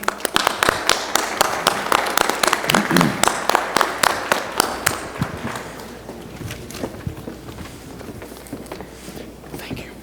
Thank you so much. I don't know about y'all, but the takeaways that she was referring to, I agree. It was just a tremendous amount of information. You could see a lot of head nodding. Whenever one would say one thing, there would be 6. It was like, bobblehead. I mean, everybody was agreeing. Yeah, this is what we need. This is right. Yeah, this is what we need to do.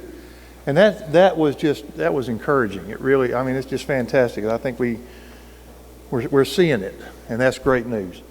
The next speaker we have is Mr. Harry Childress. He's the president of the Metallurgical Coal Producers, and he's also on the board of the CETA. So, Mr. Childress, sir. Thank you. Oh, wait a minute. We gotta find you. Wait a minute. Whoop. Hang on. All right, let me try this and see. Sometimes I don't think, and some people in here that know me probably feel I don't need a mic. Good evening. I want to thank Donald Purdy, Esther Bowling, and the Southwest Virginia Technology Council for inviting me to speak concerning something that I'm very passionate about. My name is Harry Childress, and as Donald said, I'm currently serve as president of the Metallurgical Coal Producers Association, headquartered in Lebanon, Virginia. Now, if that sounds new to you, it is. This group was just formed. The name was changed. It actually used to be the Virginia Coal and Energy Alliance based in Lebanon. We've now changed our focus to, thank you. Are you sure? He's got it? Okay, now we've got it. Thank you all. Appreciate that. And we just, we're going to concentrate, which VCEA have been doing for a while, primarily on metallurgical coal. Our producers, we have 4 companies within it right now. Last year, they produced 24 million tons of metallurgical coal between Virginia and West Virginia, and that's 1/3 of the metallurgical coal produced in the United States. Tonight, I'm here on behalf of the Virginia Coalfield Economic Development Authority, better known as VCETA, where I've served for a number of years, at least 8 years, and I very much enjoy it. On behalf of VCETA, Sam, I told you I would later, I thank Sam, Donald, and the council for the award on behalf of Jonathan Belcher, the VCETA staff, and the board of directors for VCETA. Since the creation of VCETA, the authority has approved over $248 million in funding for 451 projects throughout the E-region. Local coal and gas severance taxes have provided 63% of that funding, along with Coalfield Employment Enhancement Tax Credit and other sources. And again, as some of you probably have read some editorials in some of the Roanoke and Richmond papers, the coal tax credit is under attack again. So we're going to have to work on that and see. We changed that coal tax credit in 2018 to now it is the metallurgical coal tax credit. It's only based on metallurgical coal. So we're going to have to work on that, and hopefully we can maintain that, because there's a 3-year delay in getting that.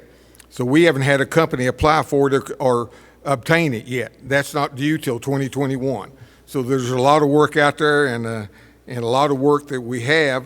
And, you know, part of that tax credit, refundable tax credit, comes back to VCETA to help fund economic development. In 2017, VCETA established a seed capital matching grant program to assist small startup companies and entrepreneurs in Southwest Virginia's E-region. This program has proven very successful, as the authority has granted $843,500 to 81 startup companies throughout the region, projecting 432 full-time and 260 part-time jobs, and bringing nearly $4.9 million in new investment in the region. And now those seed capital grants are very small businesses that we've helped create. A lot of you are familiar with those. You know, gymnasiums have got it, gyms have got it for workout facilities. We gave one to the new distillery in Hayside, Virginia. We've given one to make special sauces to cook with. I mean, it's very much variety of things that we do, but we're talking about 1 and 2 people that have had ideas, as these people on the stage earlier have had ideas that turned it, and hopefully will turn it into business. And we're trying to help them do that, to make them accomplish something that will help Southwest Virginia with entrepreneurs. As you all are aware, when COVID-19 hit the E-region, things changed drastically. We saw schools closed, workplaces and businesses shut down, groceries and supplies became scarce, and families sheltered in their homes. VCETA saw a special need to assist small businesses in the E-region. The authority approved $740,000 of 0% interest loans throughout the E-region to industrial development authorities to be reloaned to small businesses in all localities within the E-region. The authority was able to assist 129 companies throughout the E-region with these funds. VCETA also approved deferment of payments to several businesses during this time, allowing 6 months with no payments. This has helped 9 companies that may have otherwise closed stay open and operating and keeping their employees working. Also, VCETA approved $150,000 zero-interest loan to the Breaks Interstate Park to assist with their operations during COVID. And you got to remember, Breaks Interstate Park receives no state funds from Virginia. It's one of only 2 interstate parks in the nation. They were shut down. That's where their funds come from. So we stepped in, VCETA did, to try to help them and I think they've made it through and maybe start to rebuild them back. In fact, I think they're getting ready to start, for those of you that don't know, if you haven't zip-lined over a portion of the gorge, just think you've got a swinging bridge coming that will span that gorge. It'll be the longest swinging bridge in the United States. So you'll be able to walk across the gorge if you have the nerve. I'm not sure I do right now, but that's the case. This pandemic is not over. As a matter of fact, reports indicate the cases are rising again. There is still much work for all of us to do, but together we can and will be successful. The Virginia Coalfield Economic Development Authority is glad to play a small role in the E-Region's recovery. We want to congratulate the Southwest Virginia Technology Council on their successes in assisting technology to boost the economy of Southwest Virginia's E-Region. VCETA looks forward to our continued relationship. And another thing, 4 of the 5 panel companies that were represented by your panel members up here today are recipients of loans from VCETA, and we think and I'm sure you recognize too, that those were excellent investments. I'm sorry that Coalfield Region doesn't extend to Wytheville, or you could have probably qualified as well if you'd been down here, because we believe in helping Southwest Virginia, and that's what we're working to do at VCETA. Thank you.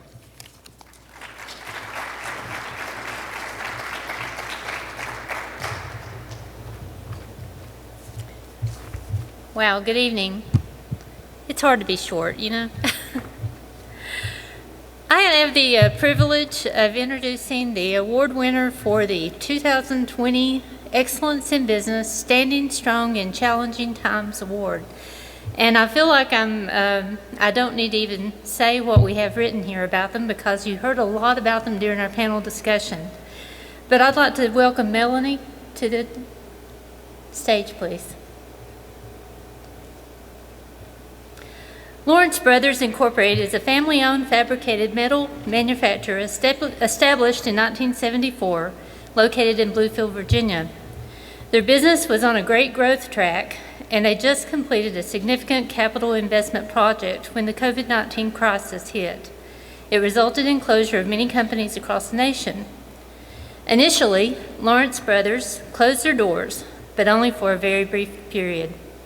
When customers expressed need for their product, they quickly reopened, implementing numerous operational changes to accommodate necessary protocols for COVID-19. These protocols included work from home for those who could, as well as social distancing and adjusting shifts to reduce the number of employees in the facility at one time. Shortly after they reopened and moved to full-scale production, they experienced a downturn in demand. But in their typical Appalachian problem-solving fashion, they were able to collaborate with their customers to ensure they could keep their employees working by creating purchase agreements through the end of the year and storing product on site. Lawrence Brothers has stood strong through these challenging times, and we have no doubt that they'll continue to do so. Congratulations. Thank you so much. I appreciate it.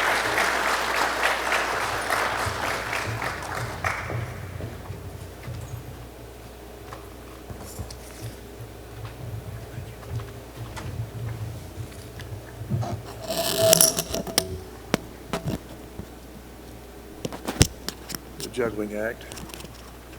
There we go. So before we give out this next award, if you'll notice on the table there are some tumblers with the Appalachian Council for Innovation logo on them. They're yours to take home. So please, we appreciate you coming. It's our gift to you as a reminder of where we're headed and what we're doing and why we're doing it. So when you have that adult beverage in that glass, smile and think good things about the future. And if you put Coke in it, that's okay too, because that's just a mixer. The next award goes to the City of Norton and the Norton IDA. And whenever COVID hit, back in March or early March, the City of Norton IDA jumped out in front and realized right away that their businesses in the city needed some assistance. And they didn't hesitate. They jumped quickly. And they gave out $5,000 loans with no interest payments for a long time and all that good stuff. And it was truly a blessing to help all the businesses in Norton. They've given out so far a little over $250,000. Not bad, not bad at all. And that money helped a lot of businesses in Norton because they realized that, like we talked about, businesses generate the income for the workers, they generate the tax revenue, and the income, obviously, for the places for people to work. That all those are critical, and they realized that and jumped on it. So, without any further ado, if the City of Norton, whichever representative is going to come up, we would like to get you your award.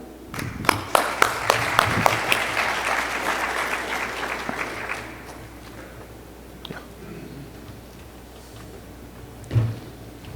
Say a few words. Thank you, Don. Appreciate it. Go ahead. Yeah, absolutely. I just a couple of words.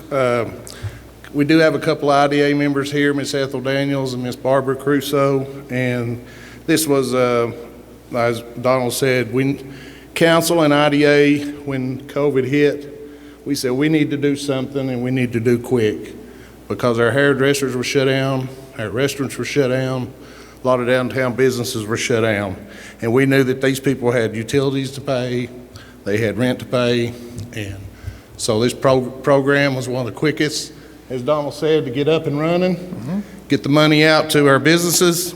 And Byron, if you're watching on Zoom right now, Byron Cantrell's our chairman. He told me he had, I believe it was writer's cramp from signing all the checks. But thank you very much. Appreciate it.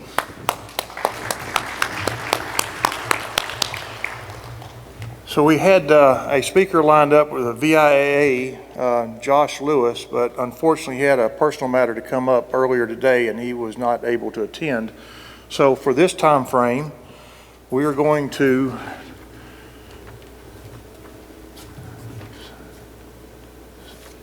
we're adapting is what we're doing. We are adapting. Ad-libbing. We're going to make sure we go through and properly thank all of the sponsors because they're really the ones that make this type of thing possible. We very much appreciate them and all that they've done to support the Tech Council over the years. First of all, first sponsor we want to thank is CIT, Center for Innovative Technologies. They've been there like a rock for us year after year after year, have provided funding consistently to keep us moving forward, to keep us focusing on what the opportunities are. So thank you very much for that sponsorship. Wise Solutions is a company that started about, 3-4 years ago, I guess now, and they have been right with us all through the, I don't think any representatives are here tonight, but they are a supporter of us, and we do greatly appreciate they're working on telecommunication work to work from, businesses to be able to work from down here in other parts of the Commonwealth. The Higher Education Center. Higher Education Center, we've been able to have the Tech Council galas and awards dinners here for years. They've always been great to accommodate us. They've been super to work with. We very much appreciate all that they do. They are the ones that keep the technologies running for us. They keep us moving forward, and we're very appreciative of that. Crutchfield Corporation. Dan, this is for you. Dan Minahan is the local manager for Crutchfield in Norton, Wise County area and southwestern area. And Dan is usually at these events, but he's unable to attend tonight, but he never fails to mention Crutchfield. And we were actually hoping to try to have a situation where we could try to guess how many times you actually say Crutchfield and somebody win a nice prize for it, but that didn't work out tonight. So Crutchfield is a great support and have been for many years. The next one is UVA Wise. UVA Wise has consistently been a great partner for us. We've done a lot of different projects together. They've always come through and provide us with funding to help support the Tech Council and provide us with support in various projects that we've done. So we thank UVA Wise very much for their support. VCTA, as we just heard from Mr. Childers about what great opportunities VCTA has provided for small businesses across the E region, and VCTA has even helped us with getting some funding to start the In Appalachia project. So we thank VCTA. They've been a longtime supporter as well for us. So. Sykes over in Wise. Again, since they've been there in the Wise facility, they've consistently supported us as a sponsor. They've been there. They've provided us with spaces at times to meet, opportunities to talk to them about what it is that they do and how we can help them and how they help our region. So Sykes, we very much appreciate all the work that you've done and the support you've given us. Bowell Financial, that's Esther Bowling. And as you learned earlier, Esther has been our executive director for 15 years, give or take. And so we thank Esther, we thank Bowell Financial. She and her husband Paul have been strong supporters of the Tech Council for almost since day one. And we greatly appreciate all that they have done, and they have done more than you can imagine behind the scenes to keep things going. Yeah, I second that. For those who may be looking at the screen, it's not going to match up exactly. We're moving a good bit faster than the PowerPoint, so but that's all right. Commonwealth Systems, Don. Well, that's thank you very much. You're welcome, for consistently as a matter of fact, being a part and supporting the Tech Council. Let's see here. Well, Gen Edge, thank you, Sam. This is the Mutual Admiration Society is what this is right at the moment. But no, Gen Edge has been a great sponsor and a great friend to a lot of small businesses. They help a lot of businesses. They come in and Sam can make you think. And you think, God, why didn't I think of that? Why is that not so obvious for us? And I think a lot of small businesses have sat through and gone through the project of learning your business. And you think you know all about your business until Sam gets a hold of you. And then it's a whole other world. But thank you, Gen Edge. New People's Bank.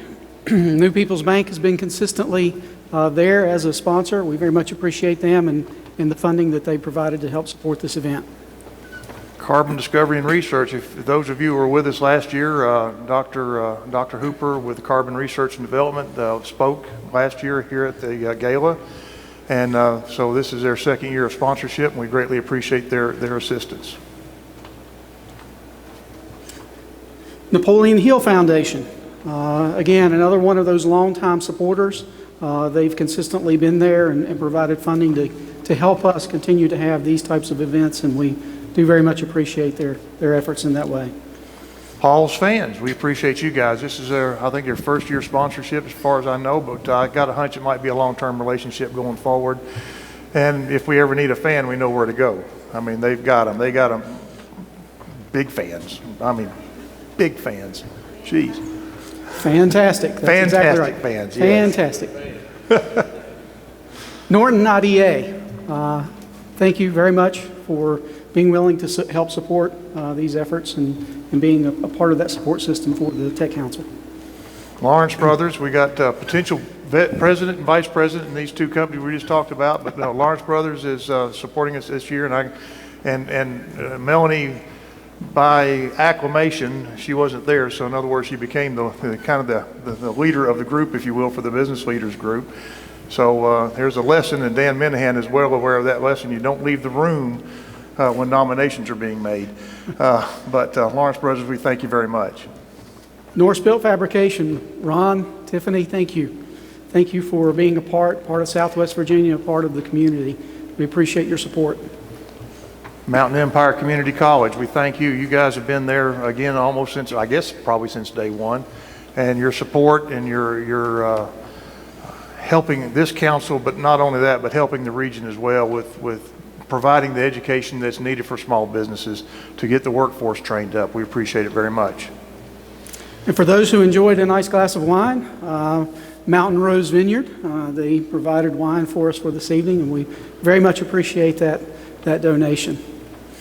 And we want to thank our booth sponsors. Those, if you haven't had a chance to go down this side over here, we've got four booth sponsors over there, so take a look at that as well. Okay. And I think that's all of our sponsors. CART. Yes, one last one. Sorry about that. CART Inc., the Center for Applied Research and Technology Incorporated. This is their first year to sponsor, and we recently had a new board member from CART joined the Technology Council Board of Directors. So we thank them for that sponsorship. Okay. And I think that's it. Yep. All right. We Your got turn. another award to give Another out. award. One more award.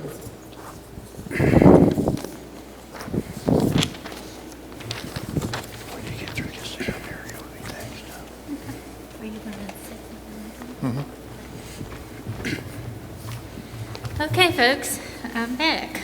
And I didn't even introduce myself earlier. I'm Vicki Ratliff, and I'm with Mountain Empire Community College.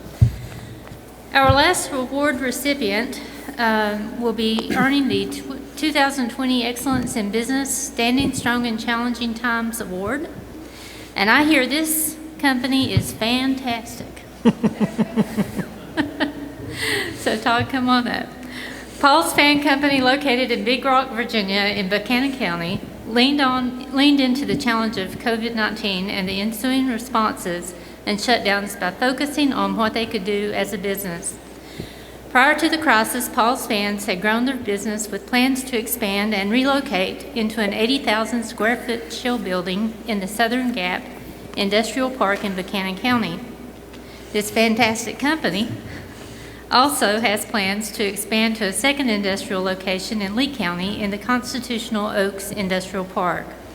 The facility in Lee County will be a new division of Paul's Fans called Paul's Automation Controls, which will focus on programmable logic controllers, soft starts, and other electrical gears to support the operation of fans. With downturns in business associated with COVID-19, they found that they had an opportunity to utilize personnel to begin preparing the facilities in these locations and keep their employees on the payroll. The company also took advantage of the challenge to provide the automation and controls offerings competitively into the systems market. They very quickly implemented a work-from-home effort for their office staff and made adjustments within their manufacturing processes to accommodate necessary social distancing. Paul's Fans certainly has stood strong during these challenging times and will continue to do so. Congratulations. I guess to say a couple words, I brought these two ladies up here.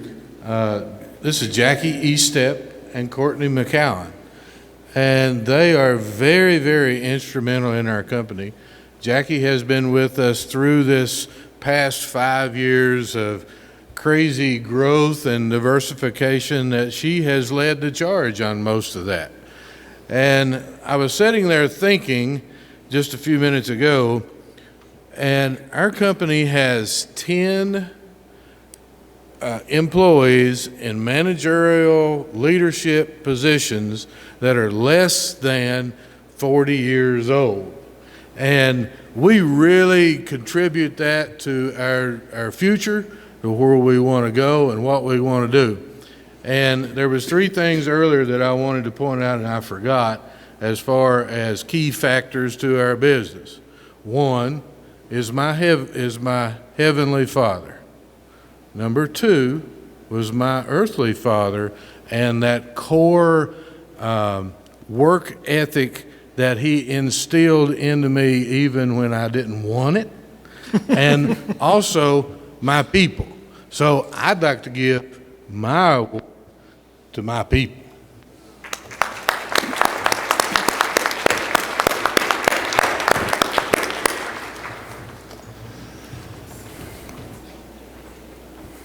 Todd, I think we may have had the same father. I know mine was, he would work me to death, it seemed like. And he said, just remember, son, you're building character. I turned out to be quite a character, so I don't know what else to tell you. So, all right, so we are right on time. This is good news. And we're going to wrap up.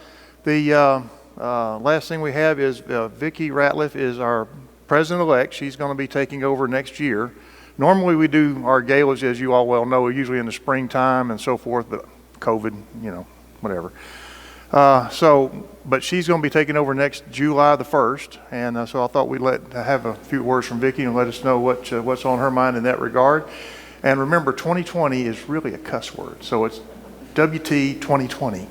So keep that thought in mind. It's been a tough year, but we've all survived it. So, Vicki? Thank you, Don. I have this 40-page speech, but I'm not going to go through that. Actually, the only thing I'm going to do tonight is to thank you. And on behalf of the Council's Board of Directors, congratulations to all of our award winners, and thank you for being here, whether you are in here in person or online. Now, as a natural hugger, this social distancing is hard. I would have normally hugged quite a few people in this room. So I think we can all agree that 2020 has challenged us beyond any of our expectations. However, as represented through the remarks of our panel members and speakers, the Appalachian region will move forward through the efforts of an adaptable and innovative workforce and through leaders like you. The Appalachian Council of Innovation, which is very hard to roll off the tongue after you've had the Tech Council on your mind all these years. But we are excited to support our members and to see them work through the challenges that are ahead. But we will support you and your work. And through our effort in Appalachia, in that initiative, and our advocacy efforts, we will move everyone forward. So again, thank you for joining us this evening. Stay safe, stay healthy, and keep moving on. Good night, and God bless. If the